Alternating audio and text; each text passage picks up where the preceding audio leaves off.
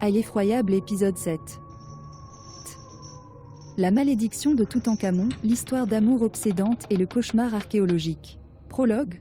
Dans l'étreinte dorée du crépuscule, la vallée des rois se niche dans un calme tranquille, un référentiel intemporel des merveilles et des énigmes de l'Antiquité Égypte. Ces sables ondulés berçaient les vestiges d'une époque révolue, chuchotant des histoires de grandeur et de mystère à ceux qui osaient les écouter.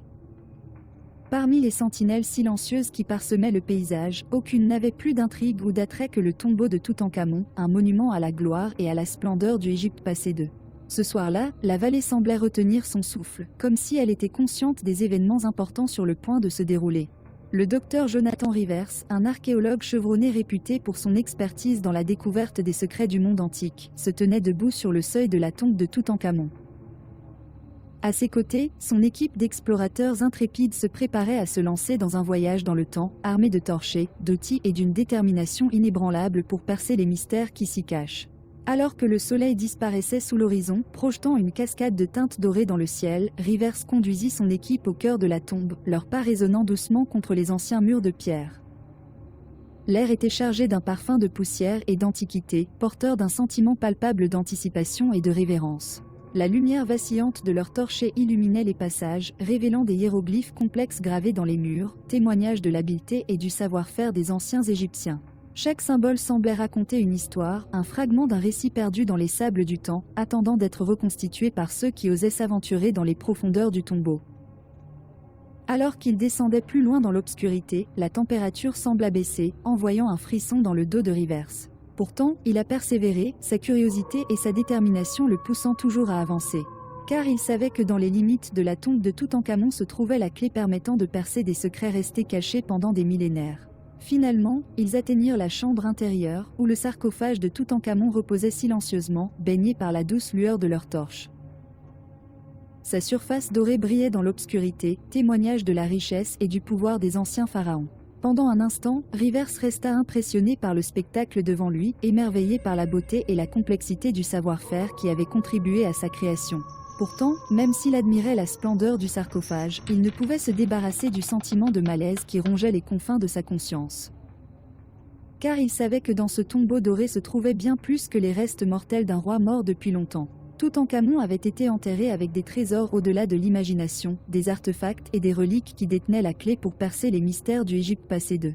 Mais il y avait autre chose, quelque chose de plus sombre et de plus menaçant qui se cachait dans l'ombre, une malédiction qui avait été placée sur la tombe pour garder ses secrets des regards indiscrets. Rivers pouvait sentir sa présence, une force malveillante qui semblait s'enrouler autour de lui, menaçant de le prendre au piège. Pourtant, malgré l'atmosphère inquiétante qui l'entourait, Rivers sentait une vague d'excitation couler dans ses veines. Car il savait qu'il se trouvait au bord d'une découverte qui pourrait changer le cours de l'histoire, une chance de percer les mystères du passé et de faire la lumière sur les secrets restés cachés pendant des milliers d'années. Ainsi, alors que les derniers rayons du soleil disparaissaient du ciel, plongeant la vallée dans l'obscurité, Rivers fit le vœu silencieux de percer les secrets de la tombe de Toutankhamon, quel qu'en soit le prix. Car le sort de l'Égypte, et peut-être du monde lui-même, était en jeu, et lui seul détenait la clé pour découvrir la vérité. Chapitre 1, l'amour et la malédiction antique. Partie 1, l'histoire d'amour de Toutankhamon. Dans la lueur brumeuse du soleil égyptien, la ville animée d'Ébès bourdonne de vie, ses rues regorgent de marchands, d'artisans et de prêtres vacants à leurs occupations quotidiennes. Au milieu des clameurs de la ville, entre les murs du palais royal, une histoire d'amour s'est déroulée, une histoire qui sera murmurée dans les couloirs de l'éternité pendant des millénaires à venir. Toutankhamon, un jeune pharaon accédé au pouvoir dès son plus jeune âge, se tenait sur le balcon de ses appartements, contemplant la métropole tentaculaire en contrebas. Même s'il portait le poids d'une couronne sur son front, ses pensées étaient loin des questions d'État et de gouvernance. Au lieu de cela, ils se sont attardés sur celle qui tenait son cœur entre ses mains délicates, Ankhesenamun, sa princesse et reine bien-aimée. Dès l'instant où leurs regards se sont croisés à travers les salles bondées du palais, Toutankhamon a su qu'Ankhesenamun était destinée à être sa reine. Elle était une vision d'une beauté éthérée, ses cheveux d'ébène tombant en vagues autour de ses épaules fines, ses yeux pétillants d'intelligence et d'esprit. Leur fréquentation avait été un tourbillon de regards volés et de paroles murmurées, des rencontres clandestines cachées aux regards indiscrets de leurs courtisans. Et lorsque Toutankhamon lui avait finalement déclaré son amour sous le ciel étoilé, Ankhesenamun lui avait rendu la pareille avec une ferveur qui enflammait son cœur. Ensemble, ils avaient forgé un lien qui transcendait les frontières du temps et de l'espace, un amour aussi éternel que les étoiles elles-mêmes. Dans les moments de calme qu'ils ont partagés au milieu de l'opulence du palais, Toutankhamon et Ankhesenamun se sont délectés de la compagnie l'un de l'autre, leur rire se mêlant aux accents de la musique qui résonnait dans les couloirs. Mais leur amour n'était pas sans épreuves et tribulations, car le règne de Toutankhamon était semé de défis et de dangers à chaque instant. L'ombre de l'héritage de son père planait sur lui, jetant un voile d'incertitude sur son règne. Et se cachaient dans l'ombre, invisibles et inaudibles, ceux qui cherchaient à saper son autorité et à revendiquer le trône pour eux-mêmes. Pourtant, malgré tout cela, Toutankhamon et Ankhesenamun sont restés unis, leur amour étant une lueur d'espoir dans un monde plongé dans les ténèbres. Ensemble, ils ont affronté leurs ennemis et ont résisté aux tempêtes qui menaçaient de les déchirer, leurs liens se renforçant de jour en jour. Mais alors même que leur amour s'épanouissait, une ombre planait sur leur bonheur, une malédiction qui leur avait été imposée par des forces dépassant leur entendement. Car Toutankhamon, dans sa sagesse et sa clairvoyance, avait pris des mesures pour protéger sa princesse bien-aimée et leur future progéniture du danger. Ainsi, à la veille de leur union, alors qu'ils se tenaient sous les étoiles et échangeaient des vœux de dévotion éternelle, Toutankhamon invoqua les pouvoirs des dieux pour les protéger du mal. Il plaça une malédiction sur leur tombe, une incantation puissante qui garantirait que leurs âmes resteraient liées pour l'éternité, hors de portée des mains mortelles. Ils ne savaient pas la véritable étendue de la malédiction qu'ils avaient invoquée, ni les horreurs qui allaient se déclencher dans son sillage. Car dans leur quête pour protéger leur amour, Toutankhamon et Ankhesenamun avaient involontairement déclenché une chaîne d'événements qui se répercuteraient dans les annales de l'histoire, façonnant le destin de l'Égypte et de tous ceux qui habitaient à l'intérieur de ses frontières. Mais pour l'instant, alors qu'ils se tenaient ensemble sous la vaste étendue du ciel nocturne, leurs cœurs enlacés dans un amour sans limite, Toutankhamon et Ankhesenamun étaient inconscients des ténèbres qui les attendaient. Tout ce qui comptait, c'était l'ici et maintenant, leur amour, leur dévouement et la promesse d'un avenir rempli de possibilités infinies. Chapitre 1, L'amour et la malédiction antique. Partie 2, L'origine de la malédiction.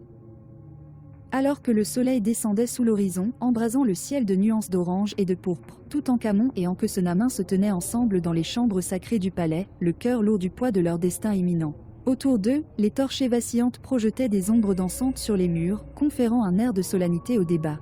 Avec un sentiment de détermination né de l'amour et du devoir, Toutankhamon se tourna vers sa princesse bien-aimée, les yeux allumés d'un feu intérieur.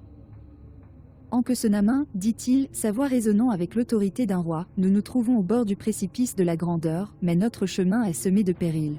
Les dieux nous ont bénis d'un amour qui transcende le temps et l'espace, mais même ils ne peuvent pas nous protéger des machinations de nos ennemis. Ankhesenamun regardait sa bien-aimée avec une dévotion inébranlable, son cœur se gonflant de fierté à la vue de l'homme qui régnerait un jour à ses côtés en tant que pharaon. « Mon Seigneur, répondit-elle d'une voix douce mais résolue, ensemble, nous sommes plus forts que n'importe quel ennemi qui ose nous défier. Avec vous à mes côtés, je ne crains aucune obscurité, car notre amour sera un phare pour nous guider à travers la tempête. » Ainsi, avec leurs cœurs liés par un lien qui ne pourrait jamais être rompu, Toutankhamon et Ankhesenamun entreprirent de tisser les fils du destin qui les unirait pour l'éternité. Avec les conseils de leurs conseillers les plus fiables, ils se sont lancés dans un voyage dans les profondeurs de la magie ancienne, cherchant les moyens de protéger leur amour des forces qui cherchaient à les déchirer. Dans la pénombre du temple d'Isis, déesse de l'amour et de la fertilité, Toutankhamon et Ankhesenamun se sont agenouillés devant l'autel sacré, les mains jointes en signe de supplication. Autour d'eux, l'air vibrait de la puissance du divin, d'une présence tangible qui semblait les envelopper de son étreinte chaleureuse. Grand Isis, entonna Toutankhamon, sa voix résonnant dans les salles sacrées du temple, nous te supplions de nous accorder ta bénédiction, afin que notre amour dure pour l'éternité. Protège-nous des maux qui se cachent dans l'ombre, et protégez nos âmes du mal, maintenant et pour toujours. Ankhesenamun ajouta sa voix à la sienne, ses paroles étant une prière murmurée qui résonnait dans le calme du temple. Bénis-nous, ô Isis, implore-t-elle, la voix tremblante d'émotion, et accorde-nous la force d'affronter toutes les épreuves qui pourraient se présenter à nous. Ensemble, nous surmonterons tous les obstacles, car notre amour est éternel et incassable.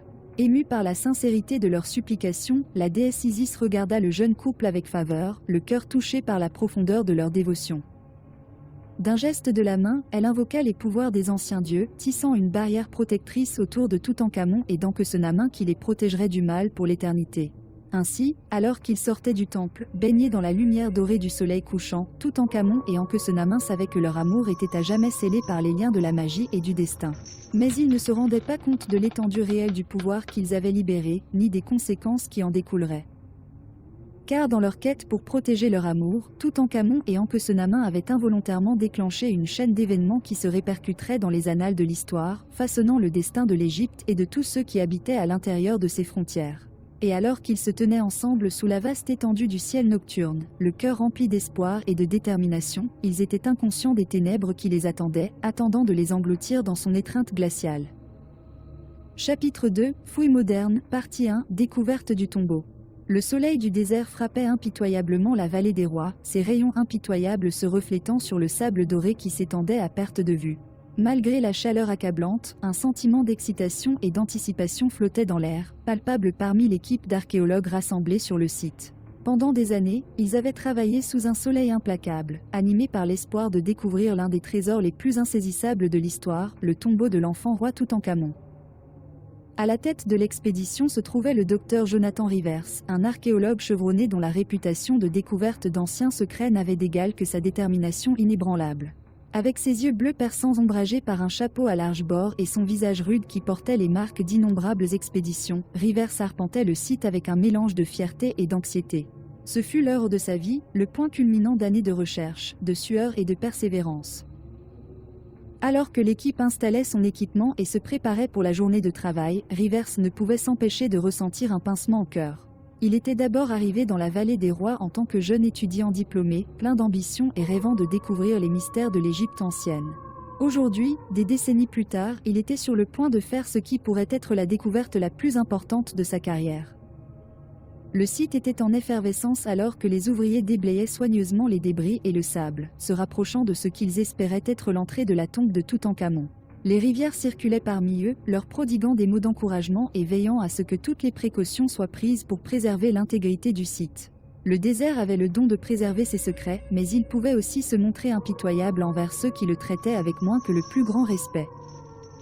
À midi, l'équipe avait découvert une série de marches menant à la terre, leur enthousiasme grandissant à chaque nouvelle découverte.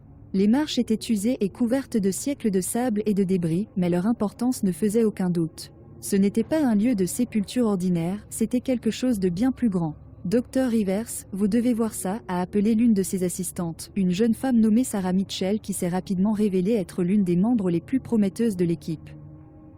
Rivers se précipita vers l'endroit où se tenait Sarah, scrutant l'étroite ouverture qui avait été révélée. Son cœur manqua un battement lorsqu'il vit ce qui se trouvait devant eux, une porte scellée, sa surface ornée de sculptures complexes et de hiéroglyphes faisant allusion à l'identité de l'occupant de la tombe. « Ça y est », murmura Rivers, un sentiment de crainte et d'incrédulité l'envahissant. « Nous l'avons trouvé. » Le reste de l'équipe s'est rassemblé, les visages illuminés d'excitation et d'anticipation. C'était le moment qu'ils attendaient tous, l'aboutissement d'années de travail acharné et de dévouement.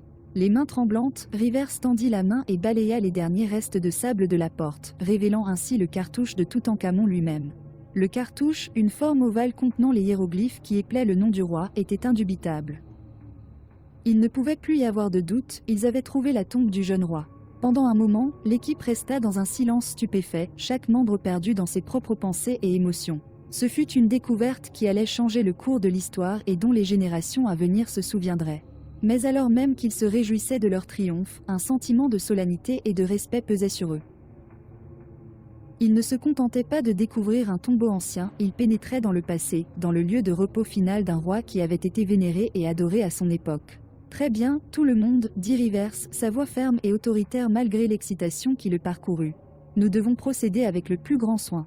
Il s'agit d'une découverte incroyablement délicate et significative, et nous devons respecter le caractère sacré de la tombe et de son occupant. » Avec une précision méticuleuse, l'équipe s'est mise à documenter le site et à se préparer à franchir la porte. Des caméras ont été installées pour enregistrer chaque étape du processus, et les archéologues ont soigneusement catalogué chaque artefact et débris découvert. Rivers surveillait chaque détail, son esprit s'emballant avec les implications de leur découverte. Alors que les heures passaient et que le soleil commençait à descendre plus bas dans le ciel, le moment arriva enfin. La porte scellée avait été soigneusement dégagée et l'équipe se tenait prête à entrer dans la tombe. Rivers prit une profonde inspiration, sentant le poids de l'histoire peser sur lui. C'était le point culminant d'années de travail, le moment qui allait définir sa carrière. D'une main ferme, Rivers prit un ciseau et un marteau, tapotant doucement sur les bords de la porte. L'ancien sceau, intact depuis des millénaires, commença à céder et, d'un coup final et décisif, la porte fut brisée. Un courant d'air vicié s'échappait du tombeau, emportant avec lui le parfum de l'Antiquité et les murmures du passé. L'équipe retint son souffle tandis que Rivers ouvrait lentement la porte, révélant l'obscurité au-delà. Il alluma sa lampe de poche, le faisceau perçant l'obscurité et illuminant l'intérieur de la tombe. Ce qu'ils ont vu leur a coupé le souffle. L'antichambre était remplie de trésors au-delà de l'imagination, des statues dorées, des meubles finement sculptés et une richesse d'objets qui témoignaient de la grandeur et de l'opulence du règne de Toutankhamon. Tout était parfaitement conservé, épargné par le passage du temps. Le spectacle était à la fois impressionnant et humiliant, un témoignage du savoir-faire et du talent artistique des anciens Égyptiens. Mais même s'ils s'émerveillaient devant les trésors devant eux, un sentiment d'appréhension planait dans l'air. Les rivières ne pouvaient se débarrasser du sentiment qu'elles empiétaient sur quelque chose de sacré, que le tombeau n'était pas censé être perturbé. Les histoires de la malédiction qui avait été placée sur la tombe de Toutankhamon résonnaient dans son esprit, et il se demandait quelles conséquences leurs actes pourraient entraîner. Malgré ses réticences, Rivers a continué, menant son équipe plus profondément dans la tombe. Ils se sont déplacés avec le plus grand soin, documentant chaque étape et s'assurant que rien n'était dérangé ou endommagé. Alors qu'ils exploraient l'antichambre et son contenu, Rivers ne put s'empêcher d'être frappé par l'ampleur de leur découverte. Il s'agissait d'une découverte unique, qui allait changer à jamais leur compréhension de l'Égypte ancienne. À mesure qu'ils approchaient du sanctuaire intérieur du tombeau, le sentiment de révérence et de crainte ne faisait que croître. Les murs étaient ornés de peintures murales élaborées représentant des scènes de la vie et du voyage de Toutankhamon vers l'au-delà, leurs couleurs aussi vives et fraîches que le jour où elles ont été peintes. Des hiéroglyphes bordaient les murs, racontant l'histoire du jeune roi et de son règne, un récit qui avait été perdu dans les sables du temps jusqu'à présent. Le cœur de Rivers battait à tout rompre alors qu'ils atteignaient la dernière chambre, la chambre funéraire de Toutankhamon lui-même. L'entrée était fermée par une lourde porte en pierre, et Rivers savait qu'au-delà se trouvait le sarcophage de l'enfant roi, point culminant de leur voyage. Avec un sentiment de respect et d'appréhension, Rivers et son équipe ont soigneusement descellé la porte, révélant la chambre funéraire à l'intérieur. Le spectacle qui les attendait était tout simplement époustouflant. Le sarcophage de Toutankhamon se trouvait au centre de la chambre, sa surface dorée brillant dans la pénombre. Autour d'elle se trouvaient d'autres trésors et artefacts, des offrandes aux dieux qui étaient restés intacts pendant des milliers d'années. Rivers s'approcha du sarcophage avec un mélange de crainte et de respect, son esprit s'emballant avec les implications de leur découverte. C'était le dernier lieu de repos de Toutankhamon, un roi vénéré et adoré à son époque. L'air dans la chambre était chargé du poids de l'histoire et Rivers ressentait un profond sentiment de responsabilité d'honorer la mémoire de l'enfant roi et des personnes qui avaient construit ce magnifique tombeau.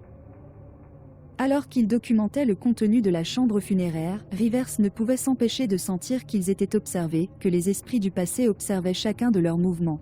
Les histoires de la malédiction qui avait été placée sur la tombe de Toutankhamon résonnaient dans son esprit, et il se demandait quelles conséquences leurs actes pourraient entraîner. Malgré ses réticences, Rivers savait qu'ils avaient le devoir de découvrir les secrets du passé et de les partager avec le monde. Il s'agissait d'une opportunité unique, l'occasion de percer les mystères de l'Égypte ancienne et de faire la lumière sur la vie et l'héritage de Toutankhamon. Alors que les heures passaient et que le soleil commençait à se lever, projetant une lumière dorée sur la vallée, Rivers et son équipe poursuivaient leur travail, motivés par l'enthousiasme et l'importance de leur découverte. Ils savaient que le monde les regarderait, attendant de découvrir les secrets cachés dans la tombe depuis des millénaires. Ainsi, avec détermination, ils ont continué, sachant qu'ils étaient sur le point de découvrir l'un des plus grands trésors de l'histoire. Mais alors même qu'ils se réjouissaient de leur triomphe, un sentiment d'appréhension persistait dans l'air, rappelant que le passé n'est jamais vraiment disparu et que les secrets de la tombe de Toutankhamon auraient des conséquences considérables pour tous ceux qui oseraient les découvrir. Chapitre 2, Fouilles modernes, partie 2, début des perturbations et de la hantise. Alors que la lueur dorée du soleil levant balayait la vallée des rois, l'euphorie de la découverte de la veille persistait dans l'air. Le docteur Jonathan Rivers et son équipe ont fait la une des journaux du monde entier avec leur découverte révolutionnaire, le tombeau de Toutankhamon, intact depuis des millénaires et regorgeant de trésors racontant l'histoire de la vie et du règne de l'enfant roi.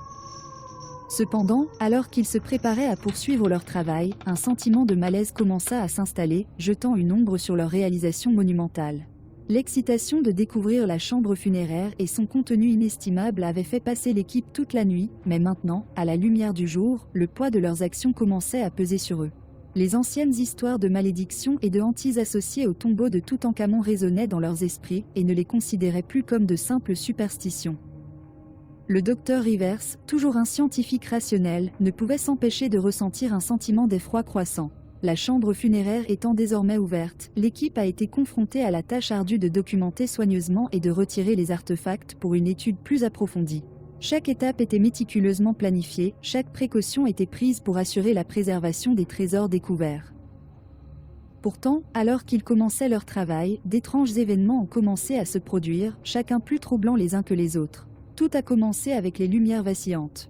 Les puissants projecteurs qui avaient été installés pour éclairer l'intérieur de la tombe commencèrent à vaciller et à s'atténuer, projetant des ombres étranges qui dansaient sur les murs. Les équipements électriques, tous à la pointe de la technologie et minutieusement testés, semblaient mal fonctionner de manière inexplicable. Rivers a considéré qu'il s'agissait d'un problème technique, mais son malaise s'est accru à mesure que les perturbations devenaient plus fréquentes. Sarah, vérifie le générateur, ordonna Rivers, sa voix trahissant un soupçon de frustration. Sarah Mitchell, l'un des membres les plus fiables de son équipe, hocha la tête et se dirigea vers l'installation de l'équipement à l'extérieur de la tombe. Elle revint peu de temps après, l'air perplexe. Le générateur fonctionne bien, Dr Rivers, rapporta-t-elle. Tout fonctionne parfaitement. Il n'y a aucune raison pour que les lumières fonctionnent ainsi. Rivers fronça les sourcils, se frottant les tempes alors qu'il essayait de donner un sens à la situation. Très bien, gardons un œil dessus. Cela pourrait être la chaleur ou un autre facteur environnemental affectant l'équipement. Mais à mesure que la journée avançait, les troubles ne faisaient que s'accentuer. Des outils ont disparu, pour réapparaître là où ils n'avaient pas été laissés. La température à l'intérieur de la tombe semblait fluctuer énormément, malgré la chaleur constante du désert à l'extérieur. Des murmures, à peine audibles mais indubitables, résonnaient dans les chambres, envoyant des frissons dans le dos de ceux qui les entendaient. Un à un, les membres de l'équipe ont commencé à rapporter des rêves étranges et des visions troublantes. Sarah a confié à Rivers qu'elle avait rêvé d'une jeune femme vêtue d'un costume égyptien antique, les yeux remplis de chagrin et de désespoir. La femme lui avait tendu la main, lui murmurant des mots dans une langue que Sarah ne comprenait pas, mais le sentiment d'urgence et de désespoir était clair. « Je ne peux pas l'expliquer, Dr Rivers, dit Sarah, la voix tremblante. C'était si réel, comme si elle était là avec moi. Je me suis réveillée avec le sentiment d'avoir été touchée par quelque chose, quelqu'un, du passé. » Rivers écoutait attentivement, son propre sommeil étant miné par des rêves similaires. Dans ses cauchemars, il voyait les visages de morts depuis longtemps, les yeux accusateurs et remplis d'angoisse. Il a vu Toutankhamon, un jeune roi accablé par le poids de sa dynastie, et sa reine bien-aimée, Ankhesenamun, le visage gravé de chagrin. Les images étaient vives, obsédantes et laissaient Rivers avec un immense sentiment de culpabilité. Malgré le malaise croissant, les travaux se sont poursuivis. L'équipe a catalogué les trésors et les a soigneusement emballés pour être transportés jusqu'au musée où ils seraient étudiés et conservés. Pourtant, à mesure qu'ils s'enfonçaient dans la tombe, les perturbations devenaient plus intenses et l'air semblait s'épaissir d'un sentiment palpable de terreur. C'est lors du retrait du sarcophage que la véritable étendue de la hantise est devenue apparente. Alors que le lourd couvercle était soulevé, révélant le cercueil doré à l'intérieur, un frisson balaya la chambre et les lumières vacillèrent violemment avant de plonger la pièce dans l'obscurité. La panique a éclaté au sein de l'équipe alors qu'ils se précipitaient pour rétablir l'éclairage, leurs lampes de poche projetant des faisceaux irréguliers qui ne faisaient qu'accroître le sentiment de chaos. Au milieu de la confusion, Rivers entendit une voix, un gémissement grave et lugubre qui semblait émaner des murs même de la tombe. C'était un son qui parlait d'un chagrin ancien, un cri enfoui depuis des milliers d'années. L'air devint plus froid et Rivers sentit une présence, une force tangible qui se pressait sur lui, le remplissant d'un immense sentiment de désespoir. « Tout le monde, calmez-vous » cria-t-il en essayant de reprendre le contrôle. « Allumez les feux de recul, maintenant » Sarah et un autre membre de l'équipe, David, ont réussi à restaurer l'éclairage de secours, projetant une lueur faible mais constante sur la tombe. Le scintillement cessa, mais le sentiment de malaise resta. Rivers savait que quelque chose n'allait absolument pas, qu'ils avaient perturbé des forces dépassant leur entendement. À mesure qu'ils reprenaient leur travail, les troubles prirent une tonalité plus sinistre. Les ombres se déplaçaient là où aucune ombre ne devrait se trouver, et les murmures devenaient plus forts, plus insistants. Les membres de l'équipe ont commencé à ressentir des symptômes physiques, des maux de tête, des étourdissements et un poids oppressant sur la poitrine qui rendait la respiration difficile. Rivers lui-même n'était pas à l'abri. Il avait de plus en plus de mal à se concentrer, son esprit tourmenté par des visions du passé. Il a vu Toutankhamon, debout au-dessus des corps de ses enfants, les larmes coulant sur son visage alors qu'il prononçait une malédiction sur quiconque perturberait leur repos. Il vit Ankhesenamun, son esprit agité et tourmenté, se tendant vers lui avec angoisse. « Jonathan » cria une voix, le sortant de sa rêverie. Il s'est tourné vers le docteur Emily Carter, l'experte de l'équipe en langues anciennes et une proche collègue. Son visage était pâle, ses yeux écarquillés de peur. « Qu'est-ce qu'il y a, Emily ?»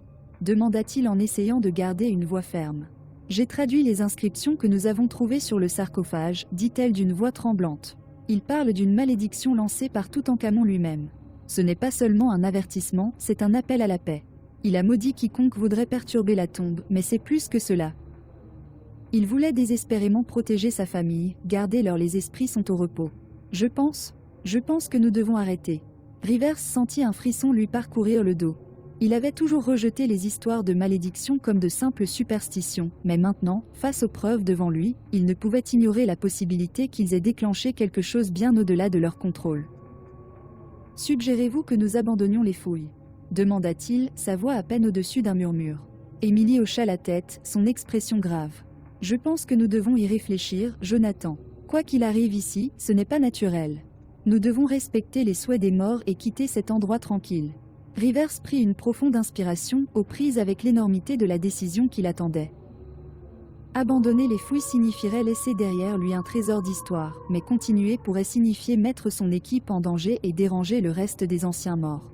Alors qu'il évaluait ses options, une autre voix résonna dans la salle, une voix qui semblait venir de partout et de nulle part à la fois. C'était une voix remplie de chagrin et de colère, une voix qui parlait de douleur et de perte.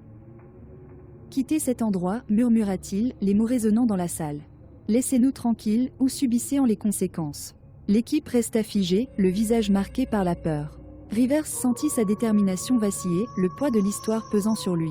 Il savait qu'il devait faire un choix, et vite. « Tout le monde, rassemblez vos affaires, » dit-il, sa voix ferme malgré l'agitation intérieure. « Avait quitté. » L'équipe s'est déplacée rapidement, emballant son équipement et se préparant à quitter la tombe.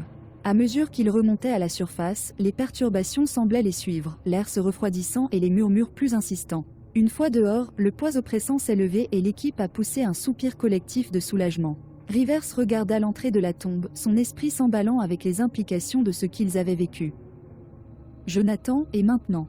demanda Sarah, la voix tremblante. « Nous rapportons nos conclusions et consultons les autorités, » a répondu Rivers. « Nous devons nous assurer que la tombe est protégée et que nous respectons les souhaits des morts. Ce n'est pas fini, mais nous devons procéder avec prudence. » Alors qu'il retournait au camp, Rivers ne pouvait s'empêcher de penser qu'il n'avait fait qu'effleurer la surface des mystères qui se trouvaient dans la tombe de Toutankhamon. Cette hantise était un rappel du pouvoir du passé, une force qui exigeait respect et révérence. Et tandis que le soleil se couchait sur la vallée des rois, projetant de longues ombres sur le paysage antique, Rivers savait que leur voyage était loin d'être terminé. La hantise ne faisait que commencer et la véritable étendue de la malédiction n'avait pas encore été révélée. Chapitre 3, Démêler la malédiction, partie 1, Intensification des hantises. La chaleur accablante du désert avait cédé la place à la nuit fraîche et calme, mais pour le docteur Jonathan Rivers et son équipe, l'atmosphère restait chargée de tension et de malaise. L'équipe s'était retirée dans son camp de base, un ensemble de tentes et d'équipements de fortune à la périphérie de la vallée des rois. Malgré le répit temporaire des limites du tombeau, le sentiment de terreur persistait, comme si les anciens esprits qu'ils avaient dérangés refusaient d'être laissés derrière eux. Alors que la nuit s'approfondissait, les archéologues se sont rassemblés dans la tente centrale, ses volets ouverts sur les étoiles. La faible lumière des lanternes projette de longues ombres, leurs flammes vacillantes créant une ambiance presque éthérée. Le docteur Emily Carter, leur experte en langues anciennes, avait étudié ces notes, essayant de déchiffrer toute l'étendue de la malédiction qui avait été placée sur la tombe de Toutankhamon. « Nous devons discuter de ce qui s'est passé aujourd'hui, » commença Jonathan, d'une voix ferme mais portant le poids de leur anxiété collective.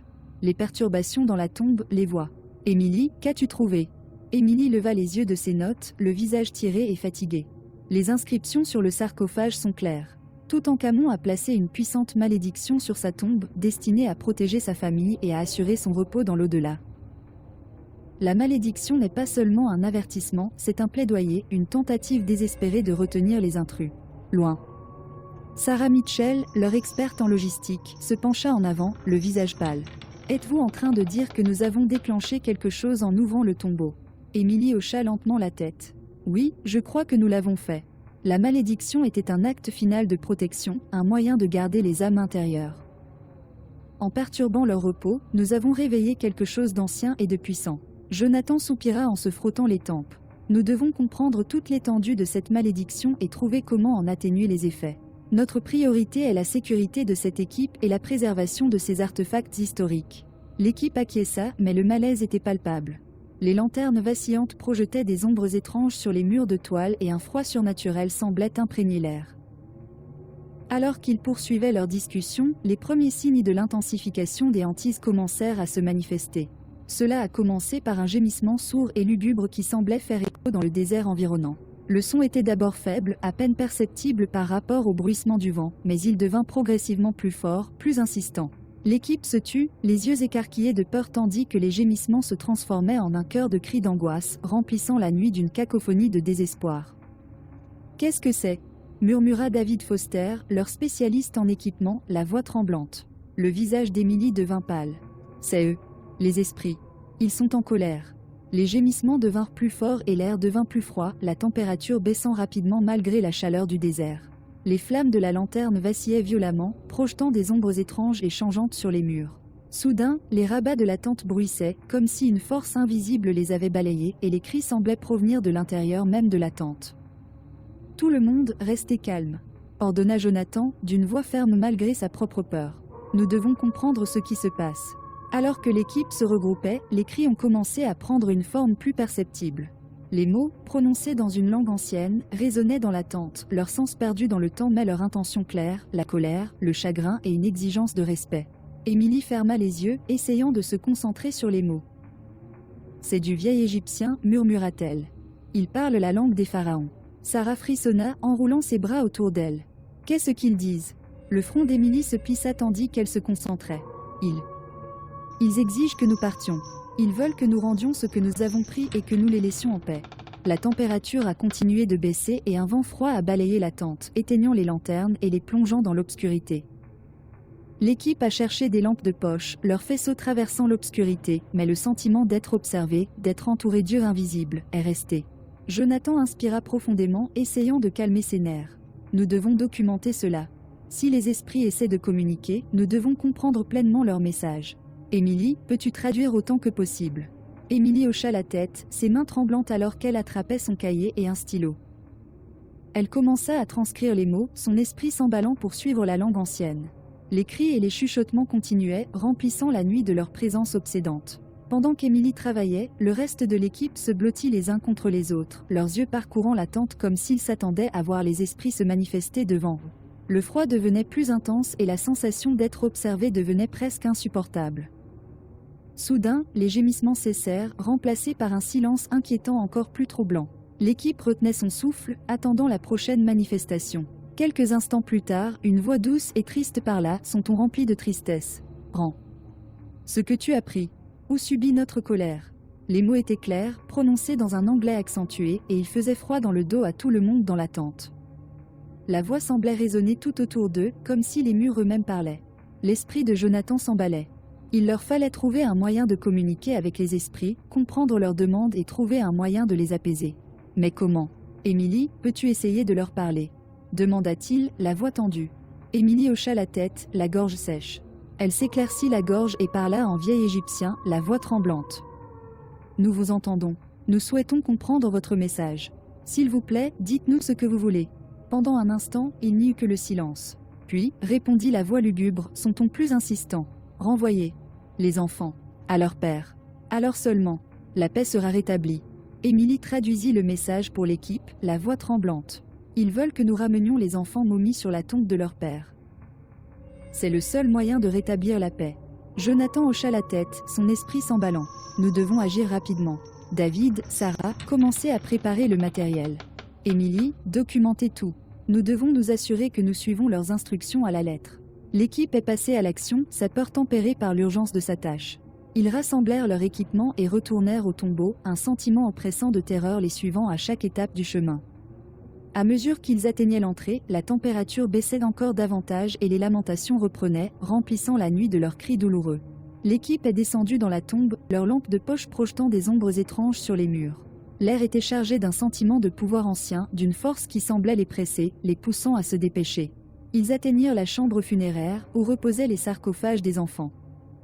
La pièce était remplie d'un sentiment de chagrin palpable, comme si les pierres même pleuraient les âmes perdues à l'intérieur. Jonathan et son équipe soulevèrent soigneusement les sarcophages, leur mouvement lent et délibéré, comme si une action soudaine pouvait provoquer davantage les esprits. Tandis qu'ils transportaient les sarcophages vers la salle principale, les lamentations devenaient de plus en plus fortes et insistantes. L'air était glacial et le sentiment d'être observé était presque insupportable. Ils ont placé les sarcophages à côté du cercueil de Toutankhamon, la lueur dorée des artefacts projetant une lumière chaleureuse sur la scène. Émilie s'avança, la voix tremblante alors qu'elle parlait en vieil égyptien. « Nous avons rendu les enfants à leur père. S'il vous plaît, que la paix soit. » Pendant un instant, il n'y eut que le silence. Ensuite, la température a commencé à augmenter et le poids oppressant de l'air s'est levé. Les gémissements cessèrent, remplacés par une brise douce, presque réconfortante, qui balaya la pièce. L'équipe resta dans un silence stupéfait, les yeux écarquillés d'incrédulité. Les esprits semblaient avoir accepté leur offrande et le sentiment de terreur qui les tourmentait depuis des jours commençait à se dissiper. Jonathan inspira profondément, son cœur battant dans sa poitrine. « Revenons au camp. Nous devons tout documenter et rapporter nos découvertes. » Alors qu'il remontait à la surface, l'équipe a ressenti un sentiment de soulagement les envahir. Les fantômes s'étaient apaisés et les esprits semblaient en paix. Mais Jonathan savait que leur calvaire était loin d'être terminé. La malédiction du tombeau de Toutankhamon avait été partiellement résolue, mais de nombreuses questions restaient encore sans réponse. De retour au camp, ils se retrouvèrent sous la tente centrale, dans une atmosphère plus légère mais toujours teintée de malaise. Émilie a continué à transcrire les messages des esprits, son esprit s'empressant de comprendre toute l'étendue de la malédiction. « Il y a plus que ça, dit-elle, la voix pensive. Les esprits étaient clairs quant au retour des enfants, mais il y a encore d'autres éléments de la malédiction que nous devons comprendre. Nous devons approfondir nos recherches, pour découvrir toute l'histoire de la famille de Toutankhamon et les raisons derrière la malédiction. » Jonathan hocha la tête, son esprit s'emballant déjà avec les possibilités. « D'accord. Nous devons aborder cela avec prudence et respect. Les esprits nous ont donné un avertissement et nous devons en tenir compte. » L'équipe a passé le reste de la nuit à documenter leurs expériences, leur peur tempérée par un sentiment renouvelé d'utilité. Ils savaient qu'ils avaient affaire à des forces dépassant leur entendement, mais ils étaient déterminés à découvrir la vérité et à trouver un moyen de protéger à la fois les vivants et les morts. Alors que les premières lueurs de l'aube se levaient sur le désert, projetant une lueur dorée sur la vallée des rois, Jonathan et son équipe se préparaient pour la prochaine étape de leur voyage. Les hantises s'étaient intensifiées, révélant la puissance et l'angoisse des esprits anciens qu'ils avaient dérangés. Mais ils rappelaient aussi l'importance de leur travail, la nécessité de respecter et d'honorer le passé. Et alors qu'ils se tenaient à l'entrée du tombeau de Toutankhamon, le sentiment d'effroi se dissipant avec le soleil levant, ils savaient que leur voyage était loin d'être terminé. La malédiction avait été partiellement résolue, mais il restait encore de nombreux mystères à découvrir, de nombreux secrets enfouis dans les sables du temps. Avec une détermination renouvelée, ils se sont avancés, prêts à relever tous les défis qui les attendaient.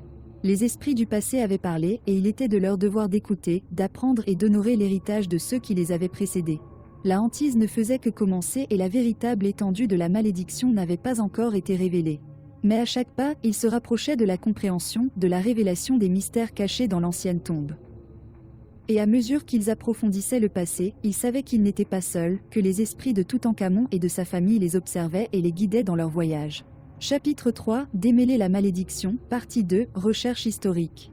La chaleur accablante du désert avait cédé la place à la nuit fraîche et calme, mais pour le docteur Jonathan Rivers et son équipe, l'atmosphère restait chargée de tension et de malaise.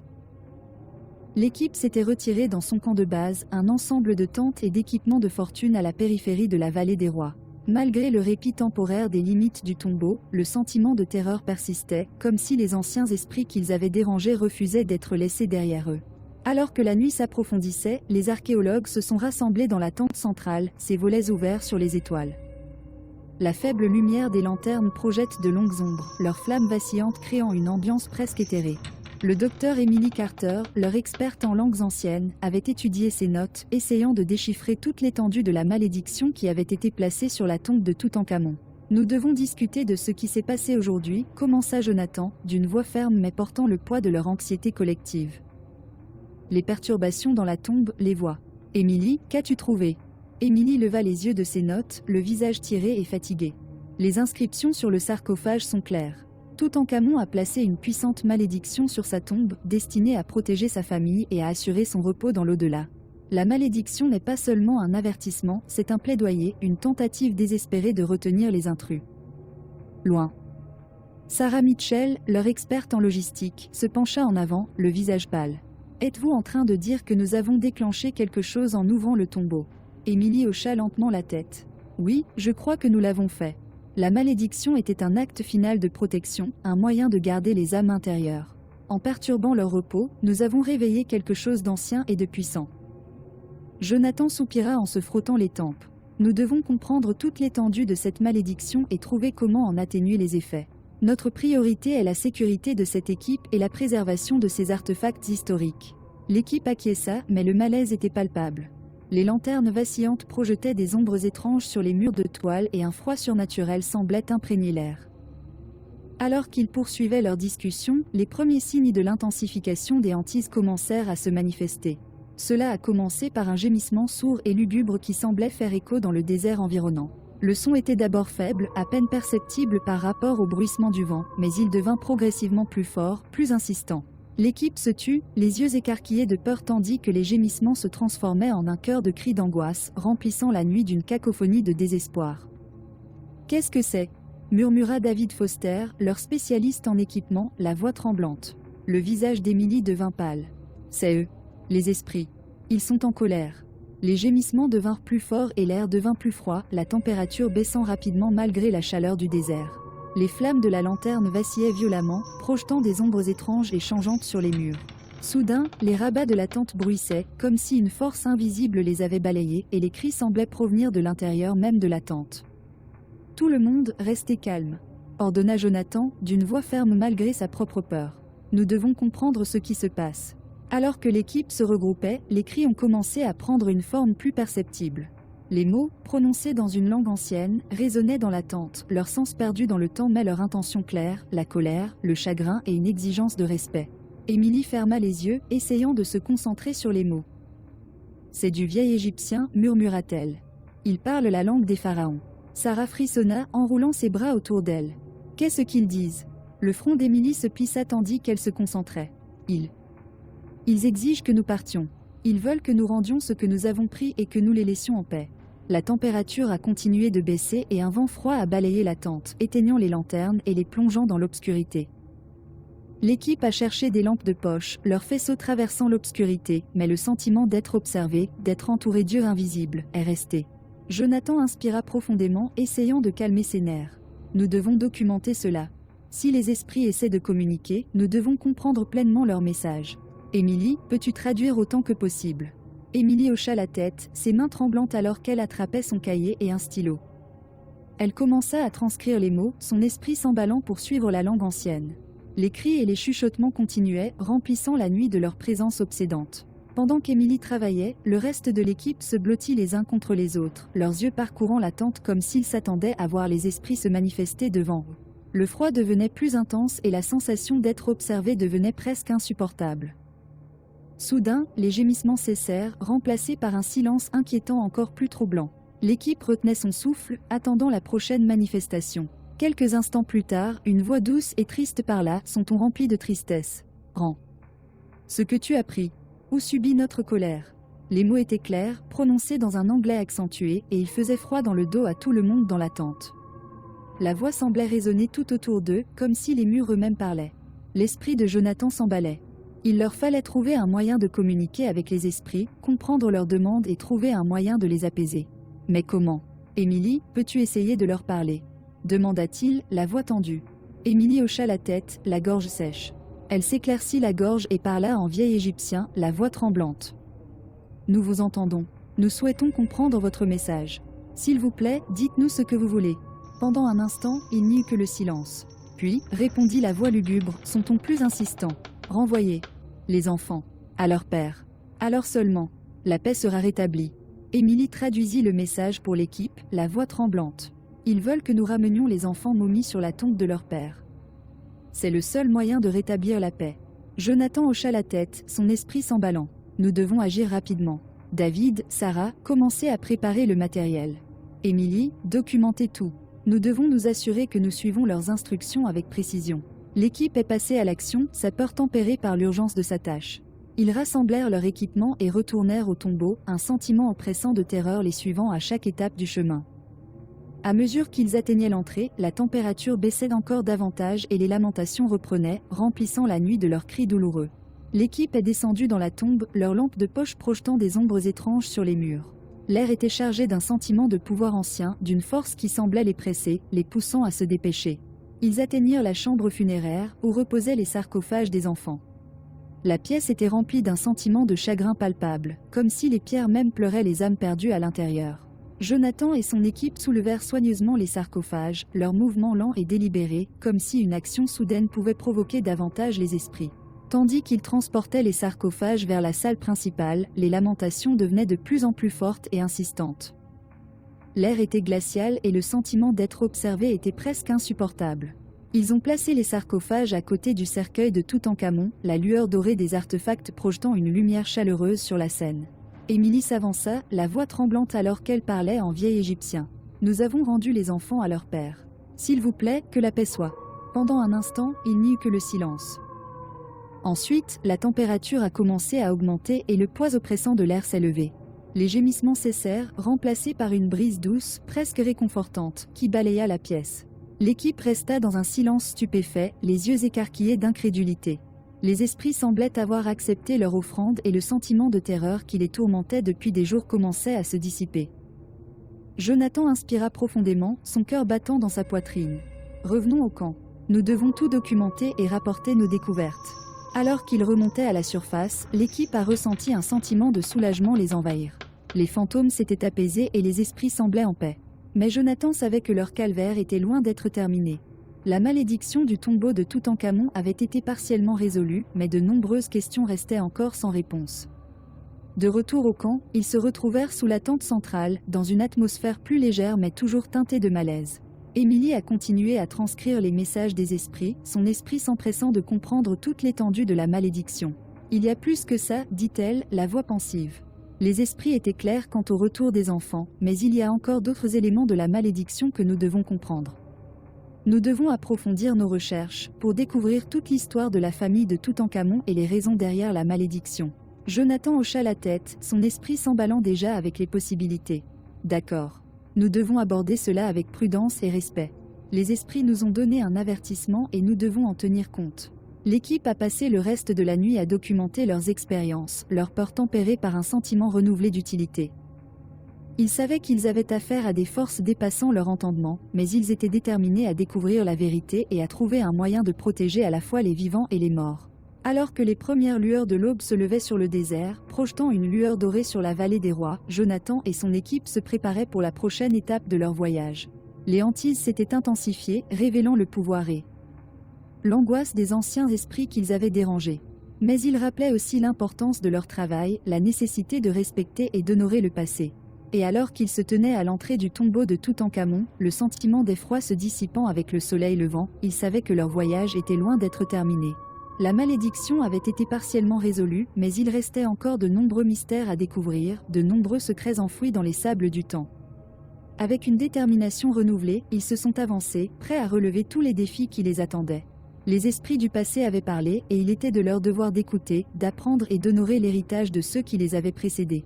La hantise ne faisait que commencer et la véritable étendue de la malédiction n'avait pas encore été révélée. Mais à chaque pas, ils se rapprochaient de la compréhension, de la révélation des mystères cachés dans l'ancienne tombe.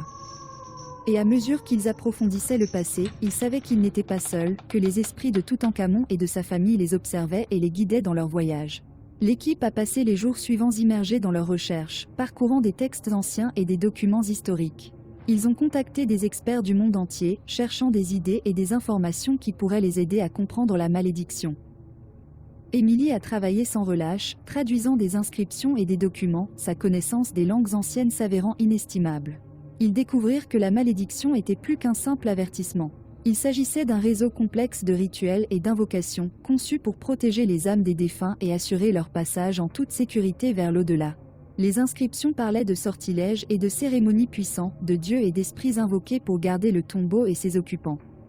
Un document particulier a retenu leur attention, un fragment d'un ancien rouleau, caché au plus profond des archives du musée du Caire. Le rouleau détaillait la vie et la mort des enfants de Toutankhamon, décrivant le chagrin qui avait tourmenté le jeune pharaon et sa reine. Ils parlaient d'une tentative désespérée de protéger leur famille, d'une malédiction lancée non par méchanceté, mais par amour. En approfondissant, ils commencèrent à comprendre la véritable nature de la malédiction. Il s'agissait d'un sortilège de liaison, conçu pour maintenir les âmes de la famille de Toutankhamon ensemble, afin d'éviter qu'elles ne soient séparées dans l'au-delà. Les esprits des enfants étaient censés rester auprès de leur père, trouver la paix en sa présence. Mais quelque chose n'allait pas. La perturbation de la tombe avait brisé l'équilibre délicat, libérant les esprits et provoquant les hantises qui avaient tourmenté l'équipe. Les esprits étaient perdus, leur paix brisée et ils se déchaînaient dans leur angoisse. Jonathan et son équipe ont réalisé qu'ils devaient rétablir l'équilibre, réunir les âmes et assurer leur passage en toute sécurité vers l'au-delà. Il leur fallait accomplir un rituel, une cérémonie qui apaiserait les esprits et rétablirait la paix dans le tombeau. La préparation du rituel était minutieuse. Ils ont consulté des experts en religion et en magie de l'Égypte ancienne, cherchant des conseils sur les procédures et invocations appropriées. Ils rassemblèrent le matériel nécessaire, des offrandes de nourriture et de boissons, des huiles sacrées et de l'encens, ainsi que des objets ayant une signification symbolique. L'équipe a travaillé sans relâche, sa détermination étant alimentée par le désir de mettre fin aux hantises et d'honorer l'héritage de Toutankhamon et de sa famille. Ils répétaient le rituel, s'assurant que chaque étape était précise et que chaque mot était prononcé correctement. À mesure que le jour du rituel approchait, la tension montait. Les angoisses s'étaient apaisées, mais le sentiment de malaise demeurait. Les esprits regardaient, attendaient, leur présence rappelant constamment les enjeux. Le soir du rituel, l'équipe s'est rassemblée dans la chambre funéraire, l'air chargé d'impatience. La lumière vacillante des torchers projetait des ombres étranges sur les murs et une odeur d'encens emplit l'air. Jonathan se tenait à la tête du groupe, le cœur battant alors qu'il commençait les incantations. Les paroles du rituel coulaient de ses lèvres, un mélange d'invocations égyptiennes anciennes et sacrées. L'équipe a suivi son exemple, leurs voix se rejoignant dans un chant harmonieux. Ils présentaient les offrandes, les plaçaient avec révérence devant les sarcophages et oignaient les momies avec les huiles sacrées. Au fur et à mesure que le rituel progressait, la température dans la chambre commença à augmenter et une brise chaude et réconfortante balaya la pièce. Le sentiment d'effroi disparut, remplacé par un sentiment de paix et de sérénité. Les esprits semblaient répondre, leur présence moins oppressante, plus tolérante. La voix de Jonathan devint plus forte, sa confiance renforcée par la réponse des esprits. Il fit appel aux dieux, invoquant leur protection et leurs conseils, leur demandant leur bénédiction pour réunir les âmes de la famille de Toutankhamon. Alors que les derniers mots du rituel étaient prononcés, un profond silence tomba sur la salle. L'air était calme, l'atmosphère chargée d'un sentiment d'accomplissement. L'équipe retenait son souffle, attendant un signe indiquant que ses efforts avaient été couronnés de succès. Et puis, lentement, une douce lumière dorée commença à émaner des sarcophages. Il devint plus brillant, remplissant la pièce d'une lueur chaude et radieuse. Le sentiment de paix était palpable et l'équipe a senti une vague de soulagement les envahir. Les esprits avaient accepté leur offrande. Les âmes de la famille de Toutankhamon furent réunies et la paix rétablie. La malédiction avait été levée et les hantises avaient pris fin. Jonathan et son équipe étaient impressionnés, le cœur rempli de gratitude et de respect. Ils avaient affronté l'inconnu, affronté les esprits anciens et réussi leur quête. Ils ont honoré l'héritage de Toutankhamon et de sa famille et, ce faisant, ont acquis une compréhension plus profonde du pouvoir et du mystère du passé. En quittant le tombeau, les premières lueurs de l'aube pointant à l'horizon, ils savaient que leur voyage les avait changés pour toujours. Ils avaient été témoins du pouvoir de la magie ancienne, avaient senti la présence d'esprits disparus depuis longtemps et en étaient ressortis plus forts, plus sages et plus respectueux de l'équilibre délicat entre les vivants et les morts. Leur travail n'était pas terminé. Il y avait encore de nombreux mystères à découvrir, de nombreux secrets enfouis dans les sables du temps. Mais ils étaient prêts, armés des connaissances et de l'expérience qu'ils avaient acquises. Ils poursuivraient leur quête, honorant le passé et préservant son héritage pour les générations futures. Et en regardant l'entrée du tombeau de Toutankhamon, désormais baigné dans la lumière dorée du soleil levant, ils ont ressenti un sentiment d'accomplissement et d'épanouissement. Ils avaient dénoué la malédiction, rétabli la paix parmi les esprits anciens et eu un impact durable sur le monde de l'archéologie. La vallée des rois recelait bien d'autres secrets et Jonathan et son équipe étaient déterminés à les découvrir, à mettre en lumière le passé et à honorer l'héritage de ceux qui l'avaient précédé. Chapitre 4, la hantise de la princesse, partie 1, l'esprit de la princesse. La chaleur accablante du désert égyptien avait cédé la place à la fraîcheur de la nuit. La vaste étendue de sable et de rochers était baignée par la lumière argentée de la pleine lune, projetant des ombres étranges qui dansaient avec les murmures du passé. Le docteur Jonathan Rivers et son équipe d'archéologues étaient assis dans leur camp de fortune à la périphérie de la vallée des rois, l'air lourd de la tension de leur récente découverte. Ils avaient réussi à démêler une partie de l'ancienne malédiction qui les tourmentait depuis l'ouverture du tombeau de Toutankhamon. Les enfants momies avaient été ramenés au lieu de repos de leur père et les hantises s'étaient apaisées, mais un sentiment de malaise persistait. Jonathan savait que leur voyage était loin d'être terminé. Il y avait un autre esprit qui avait besoin de leur attention, l'esprit d'Ankhesenamun, la reine bien-aimée de Toutankhamon. Jonathan était assis à une table en bois entouré de textes et de cartes anciens. Son esprit était un tourbillon de pensées alors qu'il essayait de reconstituer les fragments restants de la malédiction. La lumière vacillante des lanternes projetait de longues ombres sur les murs de toile de la tente, créant une atmosphère presque éthérée. La nuit était silencieuse, à l'exception du bruissement occasionnel du vent du désert. « Jonathan, penses-tu que l'esprit de la reine est toujours agité ?» demanda Emily Carter, leur experte en langues anciennes, en le rejoignant à table. Ses yeux étaient remplis d'inquiétude, reflétant la gravité de leur situation. Jonathan leva les yeux de ses notes, les sourcils froncés par la réflexion. « Je le crois, Emily. Nous nous sommes occupés des enfants, mais l'esprit d'Ankhesenamun est toujours lié à ce monde. La malédiction était censée protéger toute la famille, et son angoisse est probablement liée à sa séparation d'avec Toutankhamon. » David Foster, le spécialiste de l'équipement, est entré dans la tente avec une pile de photographies nouvellement développées issues de leurs récentes explorations. « Vous voudrez peut-être voir ça, dit-il en étalant les photos sur la table.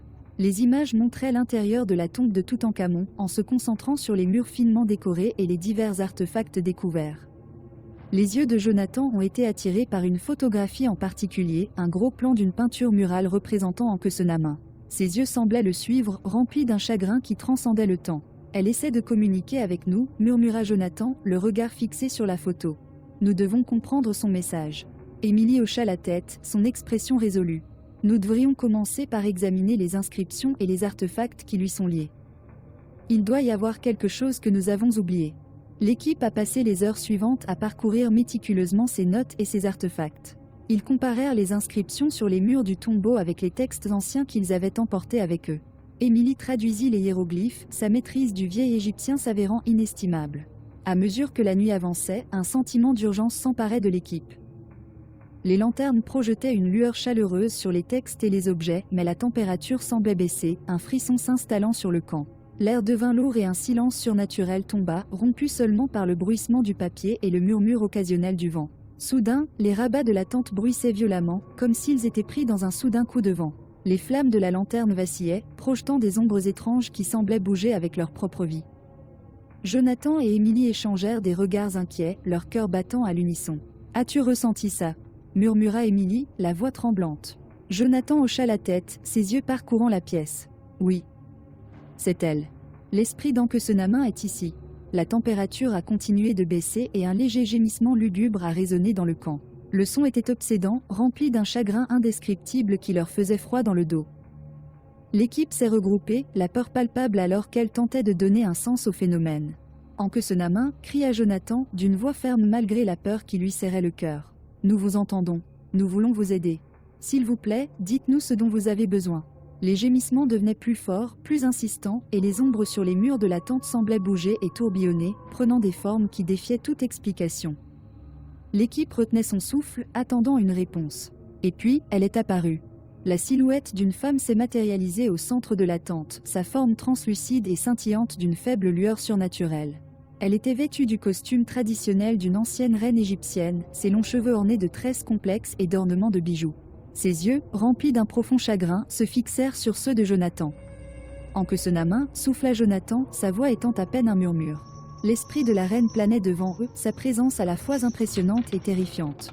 Elle leva la main, désignant la photographie sur la table, l'image de la peinture murale représentant son effigie. « Rends-moi vers lui, dit-elle, sa voix résonnant avec une résonance obsédante. C'est seulement alors que je trouverai la paix. » Emily s'avança, sa peur cédant la place à sa détermination.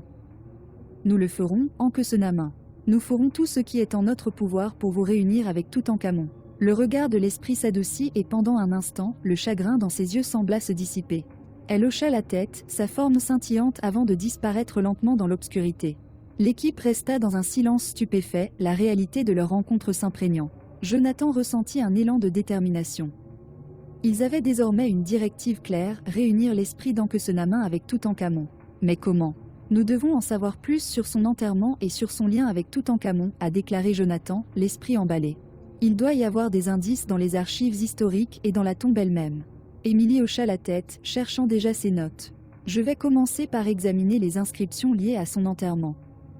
Il doit y avoir quelque chose que nous avons manqué.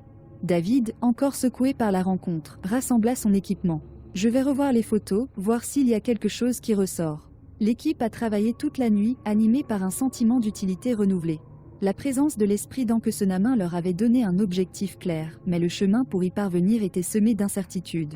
Alors que les premières lueurs de l'aube commençaient à poindre, projetant une lueur dorée sur le désert, Émilie fit une percée. Elle étudiait une série de hiéroglyphes sur un fragment d'une tablette ancienne, les yeux rouges à cause du manque de sommeil. « Jonathan, regarde ça », dit-elle, la voix remplie d'enthousiasme. Ces inscriptions détaillent un rituel destiné à réunir les esprits d'un couple royal dans l'au-delà. C'est incroyablement complexe, mais je pense que c'est peut-être ce dont nous avons besoin. Jonathan se pencha sur la tablette, ses yeux scrutant le texte ancien. Le rituel décrit était en effet complexe, impliquant une série d'invocations, d'offrandes et d'actions symboliques destinées à guider les esprits vers leur repos éternel. « Ça y est, » dit Jonathan, la voix pleine de détermination. « Nous devons accomplir ce rituel. C'est notre meilleure chance d'aider Ankhesenamin à trouver la paix. » L'équipe a passé les jours suivants à préparer le rituel. Ils rassemblèrent le matériel nécessaire, des huiles sacrées, de l'encens et des offrandes de nourriture et de boissons. Ils répétaient les invocations, s'assurant que chaque mot était prononcé correctement, chaque geste précis. Le soir du rituel, l'équipe s'est réunie dans la chambre funéraire du tombeau de Toutankhamon. L'air était chargé d'anticipation, l'atmosphère chargée d'un but. La lumière vacillante des torchers projetait de longues ombres sur les murs et une odeur d'encens emplissait l'air. Jonathan se tenait à la tête du groupe, tenant l'ancienne tablette contenant les instructions rituelles. Émilie et David l'encadraient, leurs expressions résolues. Le reste de l'équipe formait un cercle autour des sarcophages, les yeux fixés sur Jonathan. Il commença le rituel par une série d'invocations, d'une voix ferme et claire. Les paroles anciennes coulaient de ses lèvres, un appel à la direction et à la protection des dieux. L'équipe s'est jointe à eux, leurs voix s'harmonisant dans un chant envoûtant qui résonnait dans la salle. Ils présentèrent les offrandes et les placèrent avec révérence devant les sarcophages. L'air se réchauffa et une douce brise balaya la chambre, apportant avec elle une sensation de calme. L'équipe pouvait sentir la présence des esprits, qui regardaient, attendaient. Au fur et à mesure que le rituel progressait, Jonathan fit appel aux dieux pour réunir les esprits de Toutankhamon et d'Ankhesenamin. Il a parlé de leur amour, de leur lien durable et de leur désir de paix éternelle. La chambre semblait briller d'une douce lumière dorée, l'atmosphère chargée d'une énergie surnaturelle. Les derniers mots du rituel furent prononcés et l'équipe retint son souffle, attendant un signe. L'air était calme, la chambre silencieuse, le seul bruit étant les battements de leur cœur. Et puis, lentement, les figures de Toutankhamon et d'Ankhesenamin apparurent devant eux, leurs formes scintillant d'une lueur radieuse.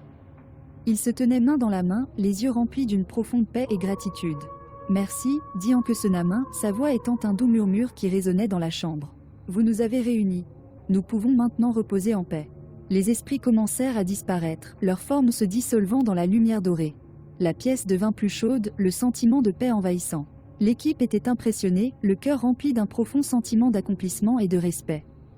Alors que les esprits disparaissaient, la lumière dorée restait, projetant une lueur chaleureuse sur la tombe. L'équipe savait qu'elle avait réussi, elle avait aidé Ankhesenamin et Toutankhamon à trouver leur repos éternel. Jonathan ressentit un élan de fierté et de gratitude. Ils avaient affronté l'inconnu, affronté les esprits anciens et en étaient sortis victorieux. Ils ont honoré l'héritage de Toutankhamon et de sa famille et, ce faisant, ont acquis une compréhension plus profonde du pouvoir et du mystère du passé. La hantise de la princesse avait pris fin, mais le voyage de découverte était loin d'être terminé.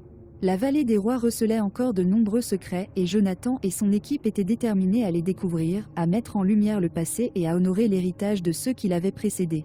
En quittant le tombeau, les premières lueurs de l'aube pointant à l'horizon, ils savaient que leur voyage les avait changés pour toujours. Ils avaient été témoins du pouvoir de la magie ancienne, avaient senti la présence d'esprits disparus depuis longtemps et en étaient ressortis plus forts, plus sages et plus respectueux de l'équilibre délicat entre les vivants et les morts. Leur travail n'était pas terminé. Il y avait encore de nombreux mystères à découvrir, de nombreux secrets enfouis dans les sables du temps. Mais ils étaient prêts, armés des connaissances et de l'expérience qu'ils avaient acquises. Ils poursuivraient leur quête, honorant le passé et préservant son héritage pour les générations futures. Et en regardant l'entrée du tombeau de Toutankhamon, désormais baigné dans la lumière dorée du soleil levant, ils ont ressenti un sentiment d'accomplissement et d'épanouissement. Ils avaient réuni les esprits, rétabli la paix dans les âmes anciennes et eu un impact durable sur le monde de l'archéologie. La vallée des rois recelait bien d'autres secrets et Jonathan et son équipe étaient déterminés à les découvrir, à mettre en lumière le passé et à honorer l'héritage de ceux qui l'avaient précédé. Chapitre 4, La hantise de la princesse, partie 2, Effort pour apaiser les esprits. Les jours qui suivirent le premier contact avec l'esprit d'Ankesenamin furent un tourbillon d'activité et de tension. Le docteur Jonathan Rivers et son équipe savaient qu'ils avaient franchi une étape importante en reconnaissant la présence de la reine, mais leur tâche était loin d'être terminée. Réunir Ankesenamin avec son bien-aimé Toutankhamon n'était que le début. Il devait trouver un moyen d'apaiser son esprit et de garantir que les hantises cessent définitivement. Jonathan était assis à son bureau dans leur camp de base, entouré de textes anciens, de cahiers modernes et d'une collection croissante d'objets. Le camp était en effervescence, chaque membre de l'équipe se concentrait sur ses tâches spécifiques. Emily Carter, la linguiste, était en train de traduire davantage de hiéroglyphes. David Foster, leur spécialiste en équipement, examinait des photographies et des scans des murs de la tombe à la recherche de détails négligés. Le reste des membres de l'équipe était occupé à cataloguer et analyser les résultats. Alors que Jonathan étudiait les documents historiques, un coup sur la charpente en bois de sa tente le ramena au présent. Il s'agissait du docteur Sarah Williams, une experte en rituels égyptiens anciens et un ajout récent à leur équipe. Sa perspicacité s'était déjà révélée inestimable. « Jonathan, je pense avoir trouvé quelque chose qui pourrait t'aider, » dit Sarah, tenant un parchemin qui semblait plus ancien que tout ce qu'ils avaient découvert auparavant. Les yeux de Jonathan s'illuminèrent d'intérêt. « Qu'est-ce que tu as ?» Ce parchemin détaille une série de rituels et d'offrandes spécifiquement destinés à apaiser les esprits agités. « C'est plus complet que tout ce que nous avons vu jusqu'à présent, expliqua-t-elle en déroulant soigneusement le délicat parchemin. Il mentionne même une invocation spécifique pour les esprits royaux, ce qui pourrait être exactement ce dont nous avons besoin pour Ankesenamin. Jonathan se pencha et examina l'écriture ancienne. Cela pourrait être la clé. Nous devons nous assurer que chaque détail est correct.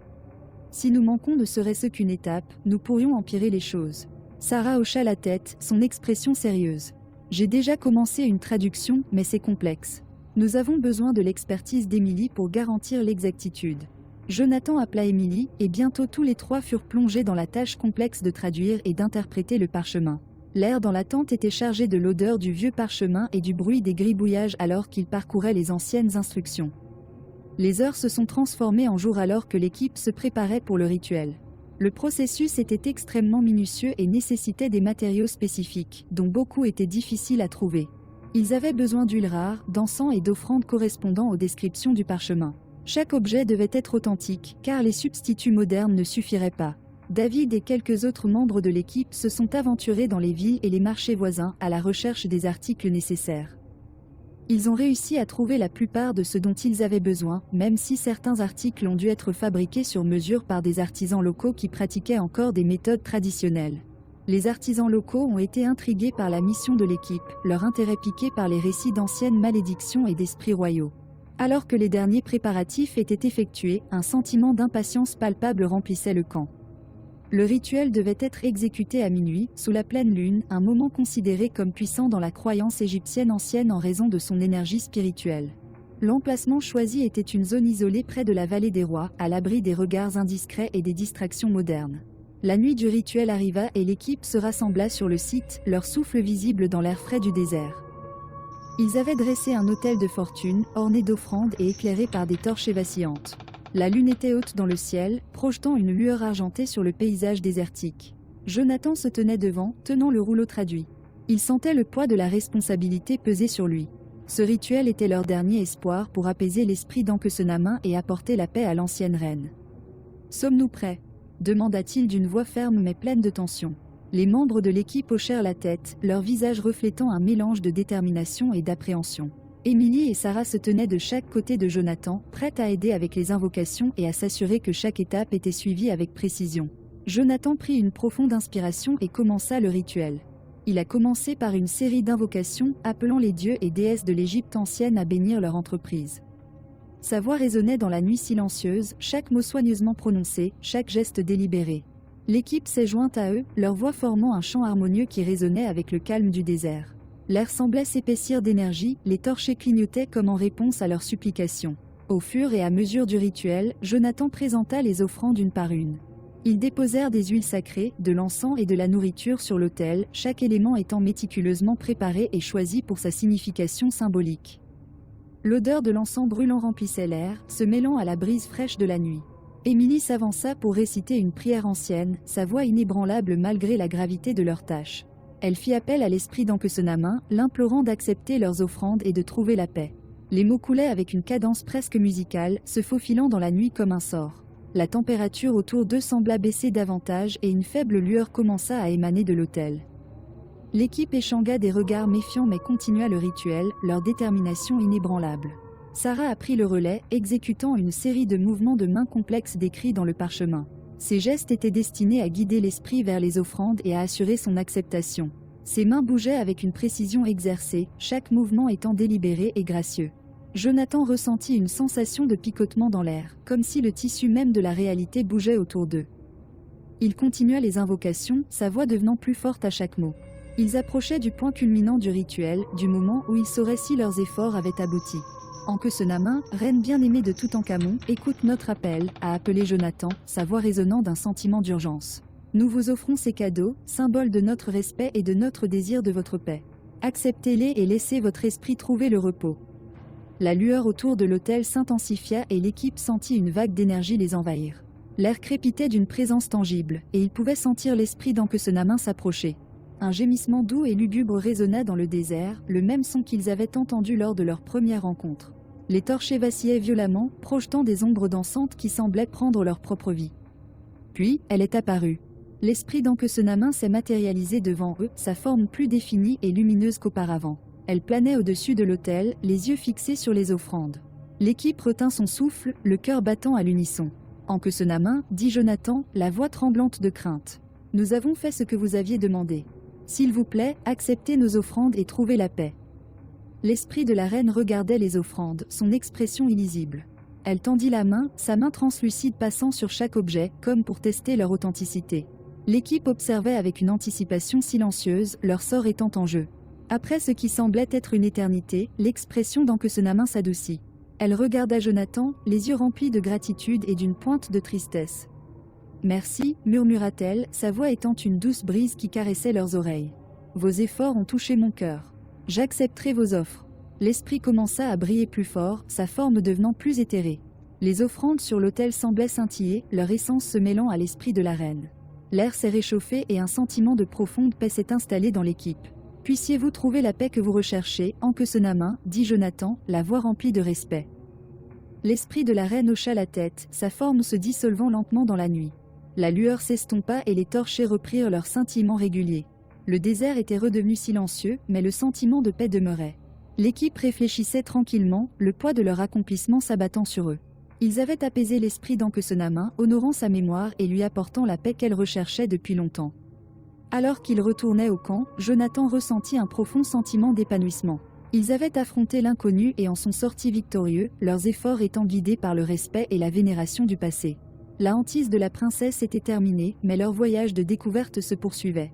Le lendemain matin, l'équipe s'est réunie pour discuter des événements de la nuit précédente. L'atmosphère était plus légère, la tension qui les avait saisis depuis des semaines était désormais remplacée par un sentiment de camaraderie et d'accomplissement. « Nous l'avons fait » a déclaré Émilie, un sourire s'étalant sur son visage. « Nous l'avons vraiment fait. » Sarah hocha la tête, les yeux brillants de fierté. « L'esprit d'Ankhesenamun a trouvé la paix, grâce à vous tous. C'est un moment que nous n'oublierons jamais. » David, toujours émerveillé par les photographies qu'il avait prises pendant le rituel, a ajouté « Ces images seront d'une valeur inestimable pour nos archives. » Il capte l'énergie et la présence que nous avons tous ressenties. Jonathan regarda son équipe autour de lui, le cœur gonflé de gratitude. C'était un effort d'équipe.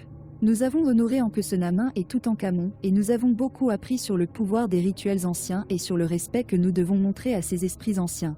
L'équipe a passé les jours suivants à documenter ces découvertes, s'assurant que leurs expériences et les connaissances acquises seraient préservées pour les générations futures. Ils savaient que leurs travaux auraient un impact durable sur le domaine de l'archéologie, mettant en lumière les mystères du passé et les liens puissants entre les vivants et les morts. Alors qu'ils préparaient leur camp et se préparaient à quitter la vallée des rois, Jonathan jeta un dernier coup d'œil au tombeau de Toutankhamon. Il ressentait un profond sentiment de connexion avec l'ancien pharaon et sa famille, un lien forgé au cours de leur voyage commun. La hantise était terminée, mais les leçons qu'ils avaient apprises resteraient avec eux pour toujours. Ils avaient été témoins du pouvoir de l'amour, de la force des malédictions anciennes et de l'importance d'honorer le passé. Leur voyage les avait changés et ils étaient prêts à poursuivre leur quête, armés de nouvelles connaissances et d'un respect pour le monde antique. En quittant la vallée des rois, les premières lueurs de l'aube pointant à l'horizon, ils savaient que leur voyage ne faisait que commencer. Il y avait encore de nombreux secrets à découvrir, de nombreux mystères à résoudre. Mais ils étaient prêts, unis dans leur objectif et animés par une passion commune pour la découverte. Et en regardant l'entrée du tombeau de Toutankhamon, désormais baigné dans la lumière dorée du soleil levant, ils ont ressenti un sentiment d'accomplissement et d'épanouissement. Ils avaient apaisé les esprits, honoré le passé et eu un impact durable sur le monde de l'archéologie. La vallée des rois recelait bien d'autres secrets et Jonathan et son équipe étaient déterminés à les découvrir, à mettre en lumière le passé et à honorer l'héritage de ceux qui l'avaient précédé. Leur voyage était loin d'être terminé, mais ils étaient prêts à relever tous les défis qui les attendaient, guidés par la sagesse et les expériences qu'ils avaient acquises. Chapitre 5, le musée des horreurs, partie 1, les pouvoirs obscurs des momies. Les objets de la tombe de Toutankhamon avaient été transférés en grande pompe au grand musée égyptien du Caire. Le musée, merveille architecturale moderne conçue pour abriter et préserver les trésors antiques de l'Égypte, avait consacré une aile entière au jeune pharaon et à sa famille. Cette section devait attirer des millions de visiteurs, désireux de voir de près les reliques légendaires. Le docteur Jonathan Rivers et son équipe ont ressenti un mélange de soulagement et de fierté lorsque les derniers artefacts ont été soigneusement placés dans leur nouvelle maison. Ils avaient enduré tant de choses pour mettre en lumière ces morceaux d'histoire, et maintenant, ils pouvaient enfin se reposer en sachant que leur découverte serait préservée et appréciée. Cependant, le sentiment de triomphe fut de courte durée. À partir du moment où les momies furent transférées au musée, d'étranges événements commencèrent à se produire. Au début, les incidents étaient mineurs, lumière vacillante, courant d'air froid soudain et sensation troublante d'être observé. Le personnel a attribué ces événements aux nombreux systèmes électroniques du bâtiment ou à l'installation naturelle de la nouvelle structure. Mais au fil des jours, les phénomènes devinrent plus intenses et plus dangereux. Cela a commencé avec les enfants. Les groupes scolaires ont été parmi les premiers visiteurs de la nouvelle exposition, et de nombreux jeunes étudiants ont été attirés par les momies des filles de Toutankhamon. Ces momies, petites et fragiles, avaient été placées dans des vitrines aux côtés de leurs pères. Les enfants, fascinés par les histoires de l'Égypte ancienne, se pressaient contre la vitre, le visage illuminé de curiosité et d'émerveillement. Un jour, un enseignant remarqua un jeune garçon, Ahmed, figé devant la caisse contenant la momie de la princesse cadette. Son visage était pâle, ses yeux écarquillés de peur. Le professeur l'a appelé, mais il n'a pas répondu. Lorsqu'elle lui toucha l'épaule, il s'effondra au sol, inconscient. Ahmed a été transporté d'urgence à l'hôpital, où les médecins n'ont trouvé aucun problème physique chez lui. Il s'est réveillé des heures plus tard, son corps faible et sa peau froide. Il ne se souvenait pas de ce qui s'était passé, seulement du fait qu'il avait ressenti une présence écrasante, une obscurité qui semblait s'infiltrer dans son être même. À mesure que la nouvelle de l'incident se répandait, de plus en plus d'enfants ont commencé à raconter des expériences étranges. Ils avaient l'impression que les yeux des momies les suivaient, entendaient des murmures dans des langues anciennes et voyaient des ombres fugaces du coin de leurs yeux. Plusieurs autres enfants se sont évanouis ou sont tombés malades après avoir visité l'exposition, chaque cas étant aussi déroutant et alarmant que le précédent. Jonathan, qui était resté impliqué auprès du musée pour assurer le bon entretien des artefacts, a été profondément troublé par ces informations. Il savait que les momies étaient plus que de simples reliques historiques, ils portaient avec eux le poids d'anciennes malédictions et d'esprits puissants et agités. Il a convoqué une réunion d'urgence avec la directrice du musée, le docteur Nadia Hassan, et le reste de son équipe. Alors qu'ils se réunissaient dans une salle de conférence donnant sur l'exposition, l'ambiance était tendue. « Nous ne pouvons pas ignorer ce qui se passe », a déclaré Jonathan d'une voix sombre. « Ces incidents sont trop fréquents et trop spécifiques pour être une simple coïncidence. Les momies exercent une certaine influence, et ce sont les enfants qui sont les plus touchés. » Le docteur Hassan, une femme pragmatique possédant des années d'expérience dans le domaine, hocha lentement la tête. « J'ai visionné les images de sécurité et parlé au personnel. Il n'y a aucune explication logique à ce qui se passe. Mais je ne peux pas rejeter les preuves dont nous sommes saisis. Nous devons agir. » Emily Carter, qui avait joué un rôle déterminant dans la traduction des textes anciens, se pencha en avant. « Nous devons envisager la possibilité que les esprits des princesses ne soient pas au repos. Ils réagissent peut-être à leur séparation d'avec Ankhesenamun et Toutankhamon, où ils pourraient rechercher quelque chose que nous n'avons pas encore découvert. » David Foster, le spécialiste de l'équipement, a ajouté « Nous devons sécuriser l'exposition et mener une enquête approfondie. Si des forces surnaturelles sont en jeu, nous devons trouver un moyen de les comprendre et, si possible, de les neutraliser. » L'équipe s'est mise d'accord sur un plan d'action. Il fermerait temporairement l'exposition au public et mettrait en place un équipement de surveillance pour détecter toute anomalie. Il consulterait également des experts en malédictions anciennes et en phénomènes surnaturels, dans l'espoir de trouver une solution qui protégerait à la fois les artefacts et les visiteurs du musée. À la tombée de la nuit, le musée s'est vidé de ses visiteurs, ne laissant que l'équipe et une poignée de agents de sécurité. Ils ont travaillé rapidement, installant des caméras, des capteurs de mouvement et des appareils d'imagerie thermique autour de l'exposition. Ils ont également placé un équipement audio sensible pour capturer tout son étrange qui pourrait survenir. Jonathan ressentit un frisson alors qu'il traversait le hall faiblement éclairé, les vitrines brillant étrangement sous la lumière artificielle. Les momies gisaient silencieusement à l'intérieur, leurs visages obscurcis par les couches de linge et le passage des millénaires. Pourtant, il pouvait sentir une présence, une conscience vigilante qui semblait émaner des vestiges antiques. Alors que minuit passait, l'équipe s'est rassemblée dans la salle de contrôle pour regarder les images en direct des caméras. Pendant un moment, tout semblait normal. Les couloirs étaient calmes, les vitrines tranquilles. Ensuite, la température dans l'exposition a commencé à baisser. Les caméras thermiques ont enregistré une froideur soudaine et surnaturelle, centrée autour des momies des princesses. L'équipement audio captait de faibles murmures, indistincts mais indéniablement présents. Jonathan se pencha en avant, les yeux fixés sur l'écran. Regardez les relevés thermiques. C'est comme si la chaleur était évacuée de cette zone. Émilie hocha la tête, le visage pâle. Et écoutez ces murmures. Il ne s'agit pas seulement du bruit ambiant. Il y a quelque chose ou quelqu'un qui essaie de communiquer. David a ajusté les niveaux audio, essayant d'isoler les voix. Ce faisant, un gémissement fort et lugubre résonna dans les haut-parleurs, surprenant tout le monde dans la pièce. « Qu'est-ce que c'était que ça ?» s'exclama le docteur Hassan, les yeux écarquillés de peur. Avant que quiconque puisse répondre, les capteurs de mouvement ont déclenché une alarme. Les caméras montraient une silhouette sombre se déplaçant dans le hall, passant devant les vitrines. La silhouette semblait être faite des ténèbres elles-mêmes, se déplaçant et coulant comme de la fumée. Jonathan sentit une sueur froide lui monter au front. « Ce n'est pas humain, murmura-t-il. C'est l'un des esprits. » La figure s'est déplacée vers le cas de la princesse plus jeune, sa forme devenant plus définie. Il tendit la main, passant à travers le verre comme s'il n'existait pas.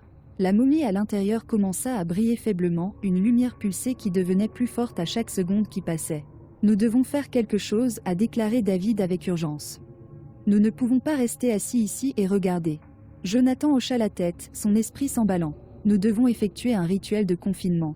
Quelque chose pour retenir l'esprit jusqu'à ce que nous puissions trouver comment le libérer correctement. Émilie récupéra rapidement un livre de sorts et d'incantations anciens qu'ils avaient apportés avec eux. Elle feuilleta les pages, les doigts tremblants. Ici, dit-elle en désignant un passage. Cela devrait fonctionner. C'est un sort de liaison, destiné à retenir les esprits dans une zone désignée. L'équipe s'est précipitée vers l'exposition, leur souffle visible dans l'air glacial. Jonathan prit le livre des mains d'Émilie et commença à chanter les mots anciens, sa voix ferme malgré la peur qui le rongeait à l'intérieur. Émilie et David se joignirent à eux, leurs voix se fondant dans une incantation harmonieuse. Pendant qu'ils chantaient, la silhouette sombre se tourna vers eux, ses yeux brillant d'une lumière étrange.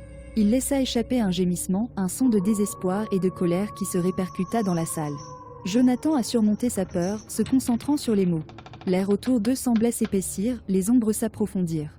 La silhouette avança, mais l'équipe continua l'incantation, leur voix devenant plus forte et plus forte. Une barrière de lumière a commencé à se former autour des boîtiers des momies, scintillante et palpitante d'énergie. La silhouette recula, sa forme vacillant alors qu'elle rencontrait la barrière. « Continue !» Jonathan a crié. « Nous y sommes presque !»